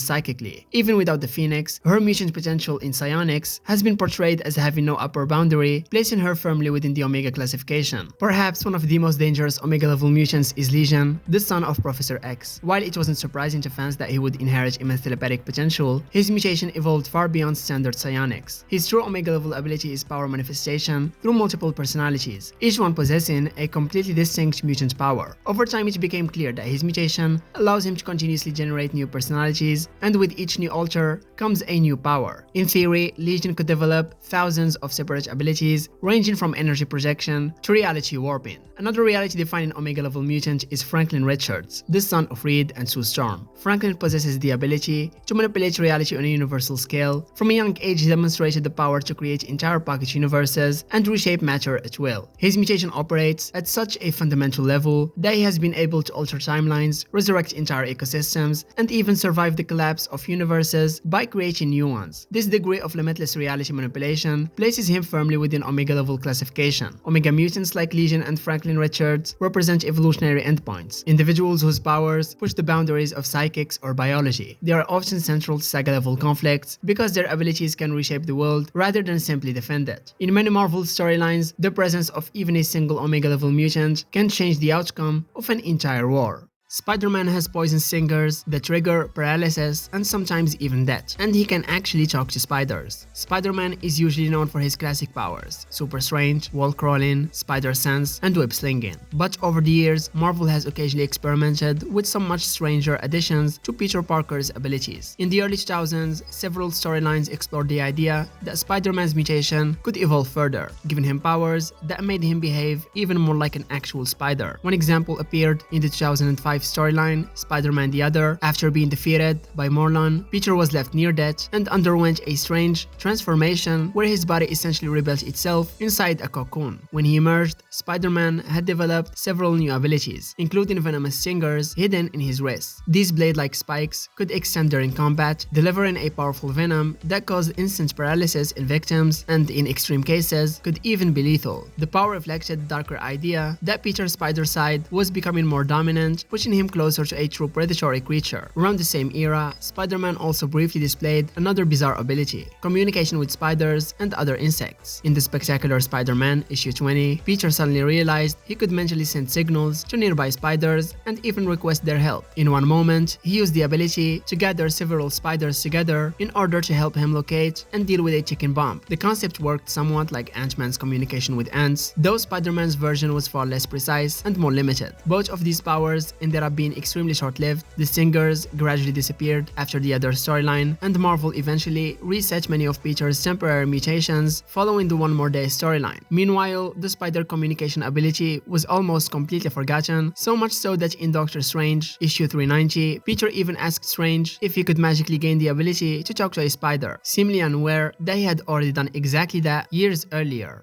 Daredevil has minor telepathic abilities. Daredevil is famous for his enhanced senses and his incredible radar sense, which allows him to perceive the world despite being blind. His hearing is so sensitive that he can detect heartbeats, letting him tell when someone is lying, and his senses of smell, touch, and taste are also far beyond human limits. Over the years, Marvel writers have explored many creative ways these abilities work, making Matt Murdock one of the most unique heroes in terms of perception and awareness. However, something many fans don't realize is that Daredevil has occasionally displayed minor telepathic abilities. These abilities were developed during his intense training with Stick. Stick and his fellow warriors had trained themselves to resist and interact with psychic forces, giving them a form of mental discipline that borders on telepathy. As part of Matt's training, Stick taught him techniques that allowed Daredevil to defend his mind against psychic attacks. And through this training, Daredevil also gained a limited ability to communicate mentally with telepaths, though not in the same way characters like Professor X or Jean Grey can. His abilities are more like heightened mental awareness rather than true telepathy. Still, the idea that Daredevil can briefly interact with psychic minds is a strange and rarely mentioned extension of his skill set.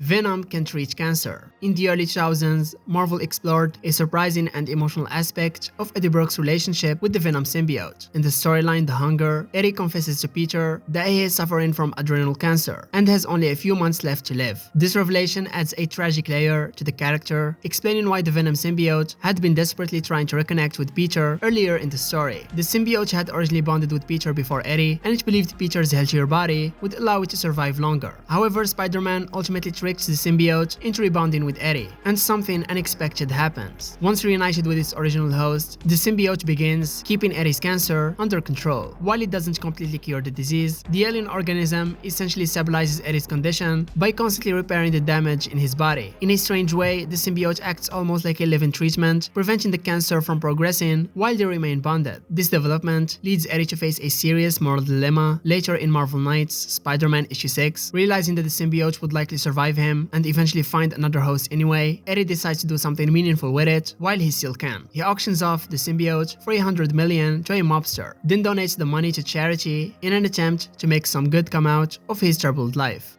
The Hunger Virus. With this virus, Marvel turned superheroes into the apocalypse. So almost every Marvel hero and villain gets infected by a virus that turns them into flesh-eating zombies. And not the mindless zombies. These kind of zombies, they still remember who they are. They still have their intelligence, personalities, powers, memories. Spider-Man is still joking around while eating people. Giant Man is using his powers to farm human survivors like livestock.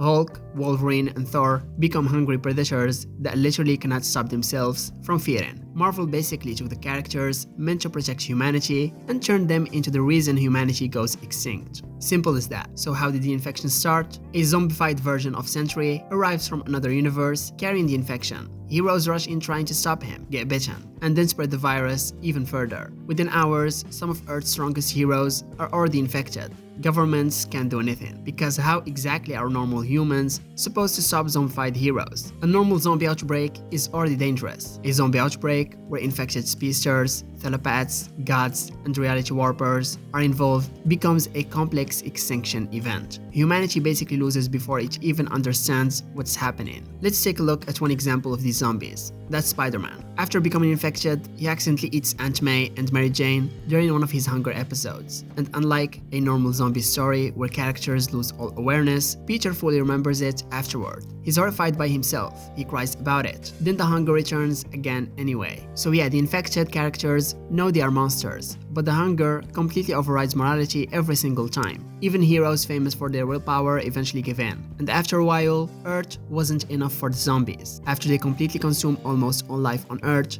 the infected heroes eventually realize there's barely anyone left to eat anymore. So they start looking towards space. Zombie superheroes begin devouring cosmic beings. Some of them gain cosmic powers after eating characters like Galactus and his Herald. So now they are flying through space, literally eating planets and alien civilizations. At that point, the hunger virus stops being an Earth problem and becomes a universal catastrophe. Some versions of the zombies try finding cures, others completely embrace what they've become. Entire universes end because of the virus. What started as one infected being crossing dimensions eventually becomes one of the deadliest outbreaks in Marvel history.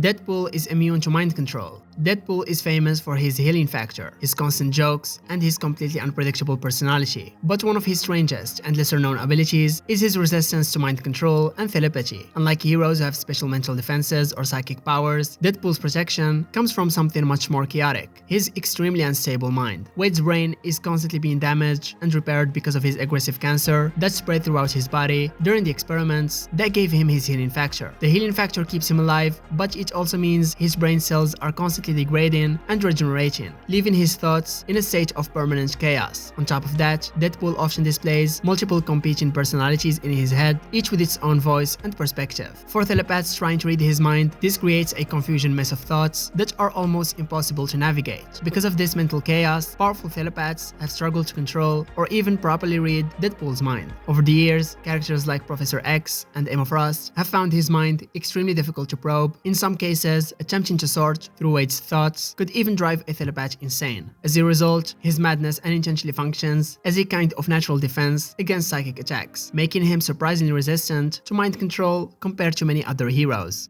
Thor can speak and understand every language. As the god of thunder and protector of the Nine Realms, Thor often interacts with countless civilizations like humans, aliens, gods, and mystical beings. Considering that Earth alone has thousands of languages, the numbers spoken across the cosmos would be almost impossible to manage. Fortunately, Thor and other Asgardians possess a unique ability known as the All Tongue. The All Tongue is a mystical linguistic power that allows Thor to communicate with anyone regardless of what language they speak. When Thor talks talks, the listener automatically hears his words translated into their own native language, and Thor can likewise understand them perfectly. This ability works on humans, alien species, and even other mystical beings, making communication across different cultures and worlds effortless. Because Thor spends much of his time traveling between realms and battling cosmic threats, the Old Tongue is an incredibly practical ability. However, it's rarely highlighted compared to his more spectacular powers like summoning lightning, super strange, or wielding Mjolnir. As a result, many fans don't realize that Thor essentially carries a universal translator built into his very being, allowing him to speak to anyone in the universe without ever needing to learn the language.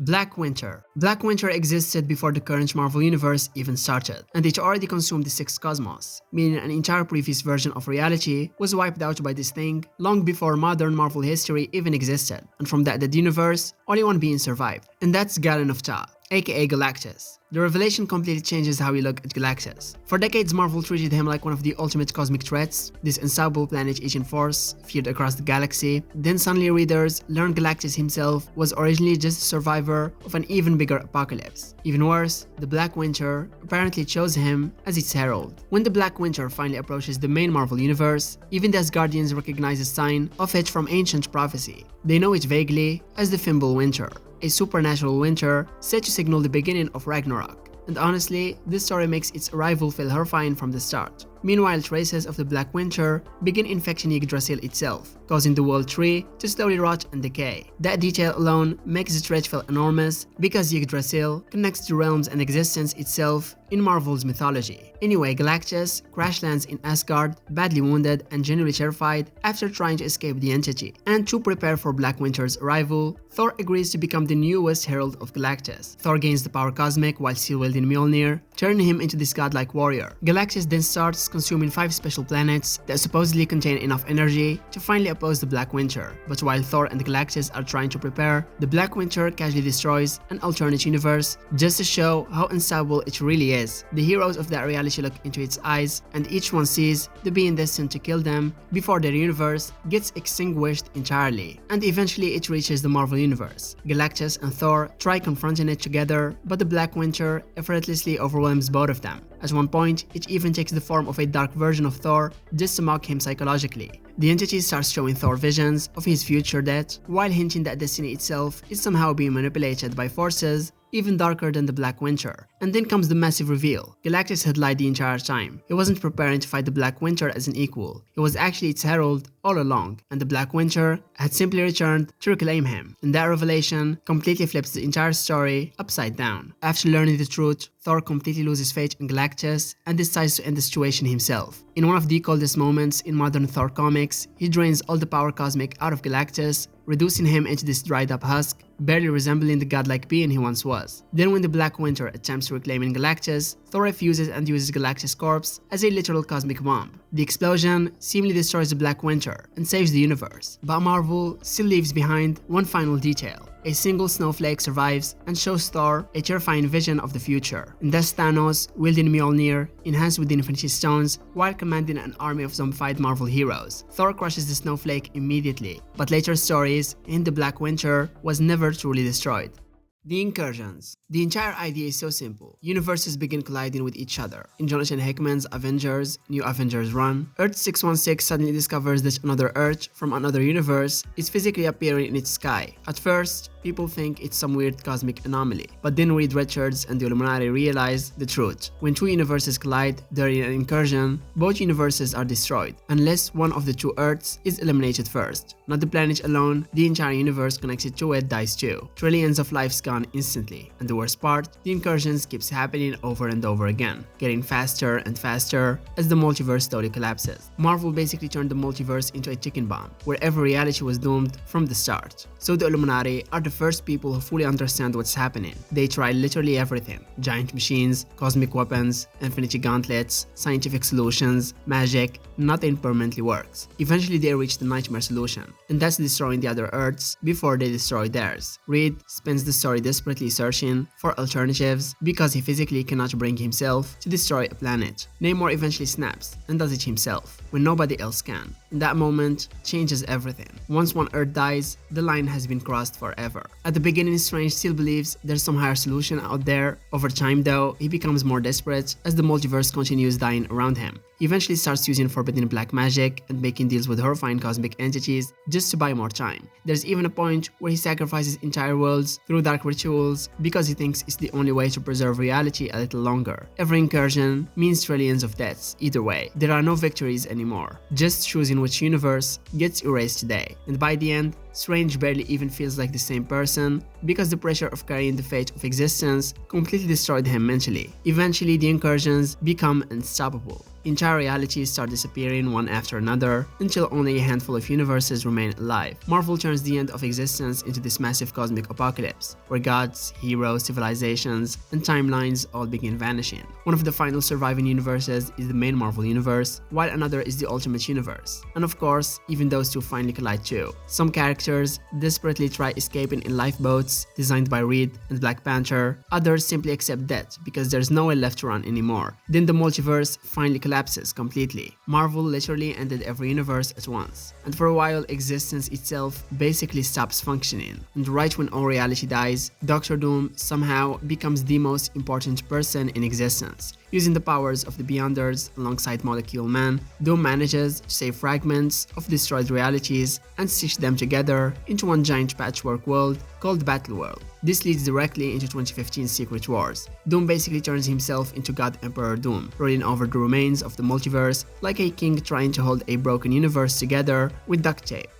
Rocket the Raccoon. Rocket Raccoon's origin is one of the strangest in Marvel history. He wasn't created to be a major hero or even part of the Marvel Universe. He came from a one-off, experimental sci-fi story inspired by the Beatles' song Rocky Raccoon. Writer Bill Mantlo thought it would be funny to make a space raccoon sheriff protecting a world run by robotic animals. That's it. No grand plan, no long-term direction. Rocket was literally a musical reference turned into a comic character, the definition of created by mistake. His first real appearance was in Marvel Preview issue 7 in 1967, when the story was so surreal that Marvel had no idea what to do with him afterward. Half-World, Rocket's home, was a bizarre mix of talking animals, killer clowns, super intelligent robots, and psychological experiments. It didn't fit with the Avengers, the X-Men, or any traditional Marvel comic, and after a random appearance in Incredible Hulk issue 271, Rocket vanished. For almost 20 years, Marvel pretty much forgot he existed because nobody knew where a gun-wielding, talking raccoon actually belonged. And for the longest time, Rocket was considered too goofy to use. He was a C-tier character with no direction. Then, in 2007, everything changed. During Annihilation Conquest, writers Dan Abnett and Andy Lanning took all of Marvel's forgotten cosmic characters and reinvented them, Rocket included. Suddenly, this weird joke character became a sarcastic, brilliant, foul-mouthed tactician who carried giant guns and had a tragic past. He was no longer a Beatles reference. And after New Annihilation, Rocket joined the new Guardians of the Galaxy lineup, a ragtag group of cosmic rejects that Marvel didn't expect to succeed. But Rocket immediately became the comedic backbone of the team. His insults, his chaos energy, and his partnership with Groot made him stand out in every issue. Fans fell in love with him for the same reason Marvel once avoided him. He was strange, loud, unpredictable, and full of heart. Rocket went from forgotten mistake to fan favorite chaos gremlin almost overnight. And when Marvel announced Rocket would appear in the Guardians of the Galaxy movie, people thought it would flop. A talking raccoon in a serious superhero film? No way that's gonna work. Then Bradley Cooper voiced him. James Gunn reimagined him, and Rocket instantly became one of Marvel's most beloved characters. His drama, his humor, his rage, and his loyalty turned him into more than comic relief. He became the emotional heart of the franchise. Kids, adults, even hardcore comic fans suddenly knew who Rocket was. His story is one of the greatest accidental success stories in Marvel history. Today, Rocket is a core MCU character,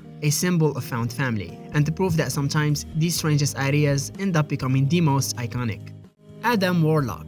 He debuted in Fantastic Four issue 66 and 67 back in 1967 as simply him, a golden artificial human created by a group of scientists calling themselves the Enclave. Their goal was to build the perfect human being, but him immediately rebelled against their control and blasted off into space. Early on, he was barely a character. He talked like a confused toddler with godlike powers, and nobody really knew what to do with him. Even Stan Lee and Jack Kirby left him behind quickly, leaving his superpowered golden mannequin floating around the Marvel Universe without without a mission. After his debut, him drifted through a couple of random stories. He fought Thor, got cocooned a few times, and acted more like a cosmic pet project than a real hero. He had power, but no personality. Marvel basically shelved him because he was too odd to fit anywhere. Not human enough for street-level stories, and not defined enough for cosmic arcs. He was just there, a cool design with no purpose. Everything changed in the 1970s when Jim Starlin got his hands on the character. Starlin took his abandoned experiment and rebuilt him entirely, renaming him Adam Warlock and giving him a new destiny. He handed Adam the Soul Gem, which later became known as one of the Infinity Stones. Starlin reimagined Warlock as a tragic, philosophical wanderer, someone constantly wrestling with morality, free will, and the darker parts of his own soul. This is also when Adam crossed paths with Thanos, setting up one of the most iconic cosmic rivalries in comics. Under Starlin, Adam Warlock's stories went from we made a perfect man in a lab to existential cosmic opera. Warlock fought his future evil self, battled intergalactic tyrants, died multiple times, and even became a savior figure for alien civilizations. The tone was surreal, psychedelic, and philosophical, way ahead of its time. These arcs cemented him as a core part of Marvel's cosmic mythology, especially during events involving the Infinity Stones. Warlock's publication history is famously inconsistent. He'll vanish from Marvel for long stretches, then suddenly reappear whenever a major cosmic event is about to explode. In Infinity Gauntlet, he's there. Infinity War, there too. Annihilation, front and center. He's basically the break glass in case of cosmic emergency character. When the universe is in trouble, Adam shows up, usually with a mysterious plan he refuses to explain until the last possible second. For decades, Adam felt too complex and too weird for live action, but his cocoon finally appeared in Guardians of the Galaxy Volume 2, and he fully emerged in Guardians of the Galaxy Volume 3. It's wild to think that a character Marvel once had no use for became a major cosmic pillar with one of the richest mythologies in the universe. The Beyonder is an inhuman mutant. So the Beyonder was first introduced in Secret Wars 1984 as a being of nearly infinite power, literally beyond the known Marvel multiverse. He existed outside of reality itself and had the power to reshape it on a whim. He brought Earth's greatest heroes and villains to Battleworld just for fun, like some cosmic child playing with action figures. He was mysterious, omnipotent, and for a while considered one of the most powerful entities in all of Marvel comics. Then came New Avengers Illuminati in the 2000s, where Marvel decided that wasn't cool anymore. In one baffling scene, the Illuminati confront the Beyonder and casually drop the info that he's not actually a godlike being from beyond creation, he's an inhuman mutant hybrid. Like what? The idea was that he was a mutant whose powers were activated by the Terrigen Mist, which is how Inhumans get their abilities. So now this reality-wrapping god was just a really juiced up mutant Inhuman combo gone wrong. And this retcon was universally roasted by fans. It took a unique and terrifying cosmic being and reduced him to a science experiment gone wrong. It felt like Marvel was trying to fit the Beyonder into a box that he was never meant to be in, and instead of being something truly beyond comprehension, he became a character with a convoluted origin and a power set that suddenly didn't make sense. It was a downgrade in every sense of the word. A lot of people believe this retcon happened as part of Marvel's mid-2000s obsession with mutants and Inhumans. Around this time, the company was pushing the Inhumans so hard, so tying the Beyonder to both groups may have been an attempt at synergy. But what it really did was ruin one of Marvel's most enigmatic figures and add nothing of value to either the mutant or Inhuman mythologies. And thankfully, most writers have quietly ignored this retcon.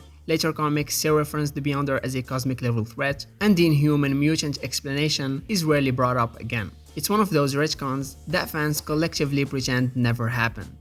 Luke Cage. He didn't come from some long-term creative master plan. He came from Marvel trying to cash in on the blaxploitation boom of the early 1970s. Movies like Shaft, Coffee, and Superfly were huge, and Marvel wanted a hero who fit that gritty, stylish street-level vibe. Archie Goodwin, George Tuska, and John Romita Sr. created a bulletproof ex-con with an afro, chains on his waist, and a flashy yellow open shirt. Cage wasn't meant to be deep or symbolic. He was meant to sell comics fast. Luke Cage launched in Hero for Hire issue 1, and the book absolutely embraced the blaxploitation formula. Cage fought crooked landlords, gangsters, and corrupt businessmen in Harlem. He solved problems for cash, literally becoming the first superhero with an invoice. The writing had swagger but also stereotypes. Marvel was experimenting, and Luke was a product of that era. Tough, street smart, and ready to fight his way out of any situation. By the mid-70s, the blaxploitation trend died down, and Cage's solo book started slipping. Marvel didn't want to cancel him outright, so they tried something unusual. They teamed him up with Iron Fist, a martial arts hero also born from a a popular trend: Kung Fu movies. On paper, they didn't match at all. A New York street hero and a mystical martial artist, but the chemistry surprisingly worked. Their title, Power Man and Iron Fist, saved both characters and created one of Marvel's most iconic duos. The farther Luke Cage got from the stereotypes of his debut, the more he grew. Writers began exploring his morals, his intelligence, and his sense of responsibility. The chains and yellow shirt disappeared, and his stories became more grounded. He became a father, a husband, and someone who actively uplifted his community instead of just reacting to crime. By the 2000s, Brian Michael Bendis reinvented him as a major Marvel leader, someone strong enough, literally and morally, to stand beside Captain America. Him joining the new Avengers was a turning point. Suddenly, the character, who started as a genre experiment, was running missions with Earth's mightiest heroes, and eventually led the team. His leadership was mature, thoughtful, and rooted in real-world struggles, and didn't need to be flashy. Marvel took a character originally created to chase a trend and turned him into a symbol of resilience and community. The 2016 Netflix series brought Luke Cage to global, mainstream attention. The show embraced the parts of the character that aged well: the Harlem setting, the grounded storytelling, and the social commentary, and left behind the cheesy blaxploitation elements. And for many fans, the series made Luke Cage feel real in a way comics never had.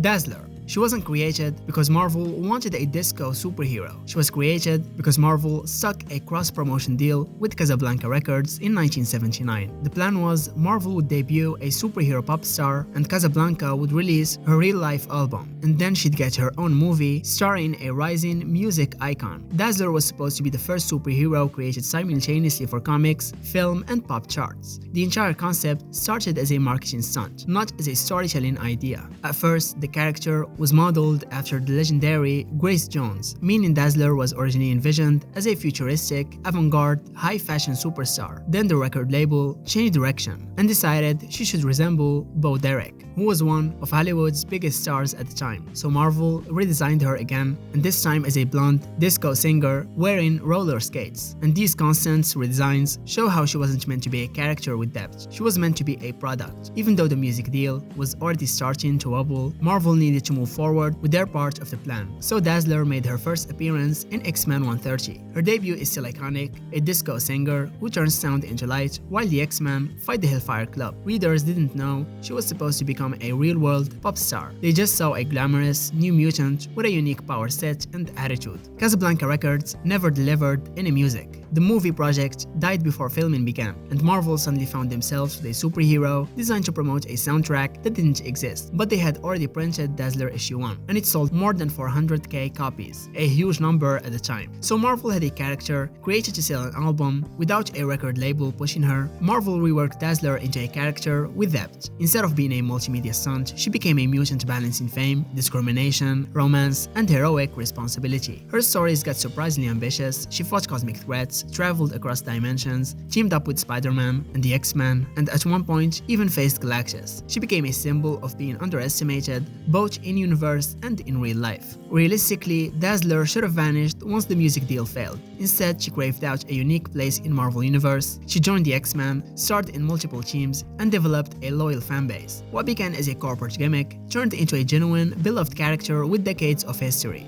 All Marvel human beings are a little bit more super than humans in the real world. In Marvel's universe, humans aren't exactly the same as humans in our world. Millions of years ago, the Celestials tampered with early human DNA, planting the potential for superhuman evolution inside the species. Because of this, Earth in Marvel isn't just a regular planet, it's a long-term celestial experiment. Every single human has a slightly altered, enhanced genetic potential built into them from the beginning, even if most people never activate it. This is one of the biggest reasons powers in Marvel can happen so easily. A random lab accident, a gamma explosion, cosmic radiation, or even magical exposure can turn a normal person into a superhuman instead of instantly killing them like it would in real life. The science of Marvel is wild, because the biology of Marvel is also wild. Humans there are literally engineered to unlock powers when triggered by extreme events. This celestial interference is also why mutants exist. That same genetic modification created the foundation for mutant genes. Over generations, it eventually evolved into the X gene, giving birth to a new class of superpowered humans like Cyclops Cyclops, Magneto, Jean Grey, Storm, and Wolverine. Mutants aren't random freak accidents. They are the natural, evolutionary next step that the Celestials set in motion from the start. So when fans wonder why Earth 616 is always the center of reality-shaking cosmic events, the reason is simple. The Celestials designed it that way. Marvel humans were always meant for something bigger, and the potential for superpowers is literally built into their DNA by cosmic gods.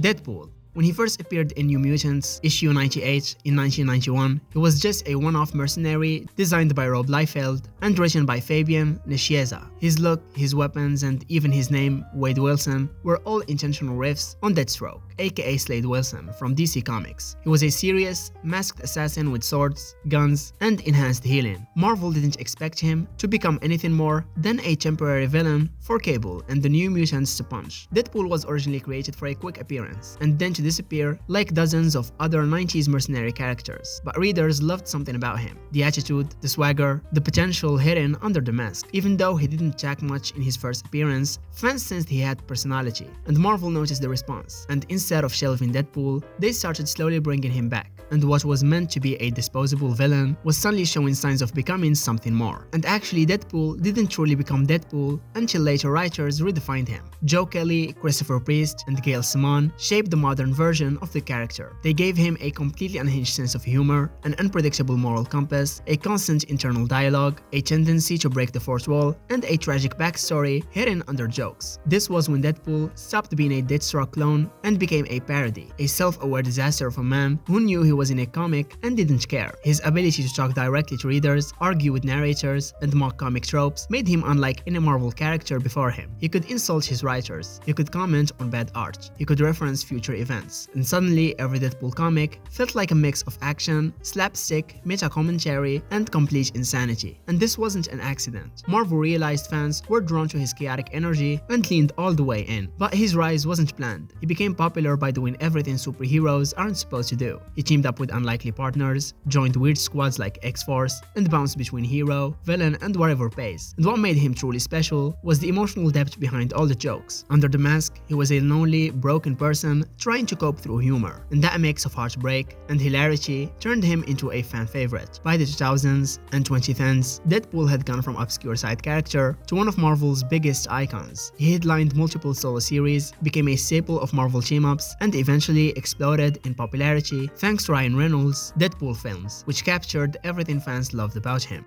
Spider-Gwen. She came from a single experimental issue in Edge of Spider-Verse in 2014. Writer J.C. Latour and artist Robbie Rodriguez were asked to create an alternate Spider-Man, and they pitched something simple but genius. What if Gwen Stacy got the spider bite instead of Peter Parker? It was supposed to be a one-and-done story, nothing more than a fun twist for the Spider-Verse event. Marvel had no intention of turning her into a recurring character, and because she wasn't meant to be long-term, the team went wild and built a distinct world just for her. Earth 65 had Gwen as a drummer in a punk band called the Mary Janes, Captain George Stacy as her father and biggest moral anchor, Peter Parker becoming the Lizard and tragically dying, Matt Murdock as a villain. The creative team was free to experiment, and that freedom gave Gwen a vibe no other spider hero had. Gwen's white-hooded suit with pink and teal accents became an instant classic. Bold, modern, and completely different from every other Spider-Man outfit. Cosplayers jumped on it immediately, fan artists exploded with enthusiasm, and within hours of the issue dropping, social media was flooded with sketches, edits, and redesigns. Her costume alone practically guaranteed she wouldn't stay a one-off character. It was too stylish to ignore. Marvel expected Edge of Spider-Verse issue 2 to be a fun bonus story, and fans turned it into a movement. Spider-Gwen trended worldwide. The issue sold out instantly, and people begged Marvel for more. Within months, Marvel launched Spider-Gwen issue 1, giving Gwen her own ongoing comic on Earth 65. Suddenly, the What If Gwen Stacy Didn't Die experiment became a flagship Spider title with a massive fanbase, especially among younger readers and female fans looking for a fresh kind of spider hero. Her series wasn't just another Spider-Man remix. It stood out because it blended punk rock aesthetics, vibrant neon worlds, emotional storytelling about guilt, identity, and expectations, a unique supporting cast, and a mix of dark themes dreams and rebellious energy. She wasn't trying to replace Peter, she was craving her own lane, dealing with the fallout of Peter's death and struggling under the weight of being a hero while being hunted by her own police force, including her dad. The turning point was of course Spider-Man Into the Spider-Verse in 2018, where she became a central character and instantly one of the film's breakout stars, and that movie made her global. Today Spider-Gwen is everywhere. She's a cosplay staple, a massive merch seller, a key member of Spider-Verse, and a hero with multiple solo titles and one of the most successful new Marvel characters in decades. She started as a happy accident, a one-issue experiment, and ended up one of Marvel's most recognizable spider heroes.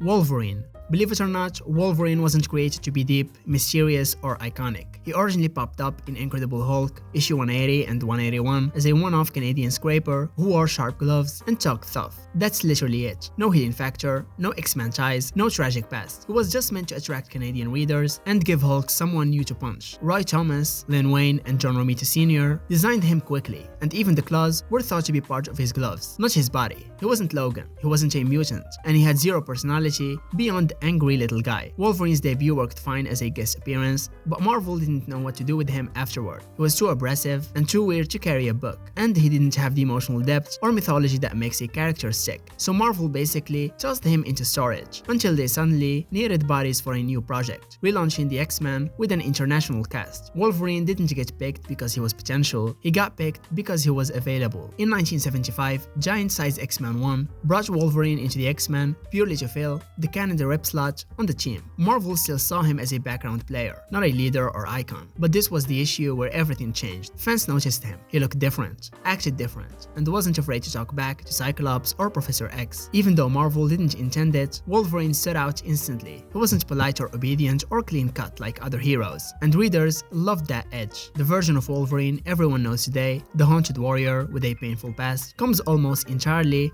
from writer Chris Claremont. He leaned into Wolverine's rage, loneliness, and animal instincts, slowly building layers onto him. Then artists like Johnny Byrne and Frank Miller took it even further, giving Wolverine depth, honor, and vulnerability. Suddenly he wasn't a gimmick anymore. He was a fully developed character with tragedy, trauma, and the coolest action scenes in the book. In Wolverine's early X-Men days, Marvel generally considered writing him out because he was too violent and stole attention from the rest of the cast. But every time he appeared in a panel, sales and fan letters spiked. Readers loved this angry, mysterious guy who didn't follow the rules. So Marvel did a complete 180. They pushed him hard, gave him solo stories, invented the Weapon X program, added the adamantium skeleton, retconned his memories, and built one of the richest mythologies in comics around him. Wolverine accidentally became the centerpiece of the whole X-Men universe. By the 80s and 90s, Wolverine wasn't just another X-Man. He was the X-Man. He dominated cartoons, video games, merch, and eventually became a household name thanks to Hugh Jackman's run in the movies. Not bad for a character Marvel originally created to be a throwaway guest star in a Hulk story. His rise is one of the greatest accidents in comic history, a one-issue gimmick who became the face of an entire franchise.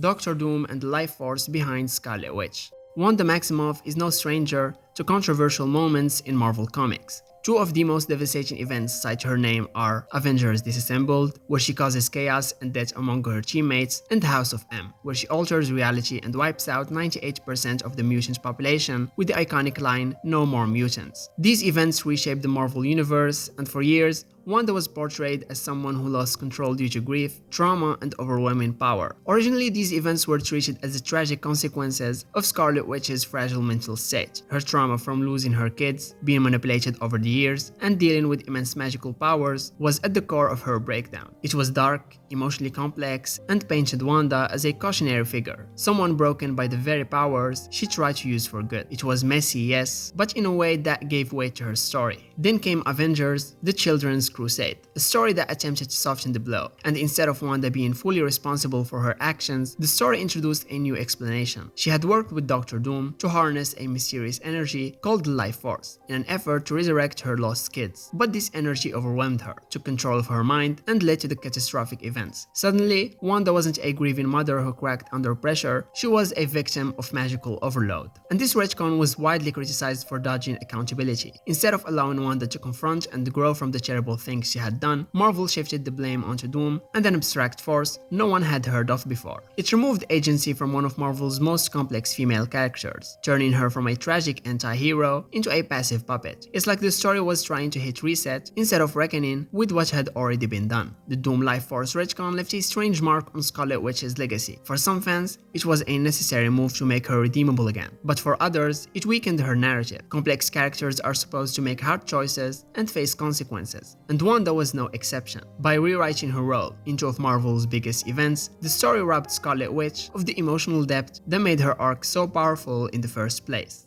Venom. It may sound crazy, but Venom began with a Marvel fan. In 1982, a reader submitted a pitch suggesting Spider-Man should wear a sleek black costume made of unstable molecules. Marvel liked it enough to buy the idea for $220, but they didn't use it right away. It was just a cool costume concept sitting in a drawer. Nobody imagined it would eventually become one of the most famous characters in Spider-Man's history. The idea finally surfaced in Secret Wars issue 8 in 1984 when Spider-Man gets a mysterious black suit from an alien machine. At the time, it wasn't treated as a big deal, just a new look and an excuse for Marvel to shake up Peter's design. Readers loved the costume, but behind the scenes, Marvel still didn't know where to take it. It was fun, stylish, dynamic, and had no real story purpose yet. Nobody realized the suit itself would become a character. Everything changed when Marvel writers decided the black suit shouldn't just be clothing, it should be alive. The symbiote revelation completely redefined the storyline. Suddenly, Spider-Man's costume was an alien parasite that made him more aggressive, more reckless, and emotionally unstable. When Peter discovered it was trying to permanently bond with him, he ripped it off in a church tower. At the time, that was supposed to be the end of the story. Costume gone, arc finished, and move on. Then writer David Michelinie and artist Todd McFarlane had a better idea. What if the symbiote found someone who hated Spider-Man as much as the suit did? Enter Eddie Brock,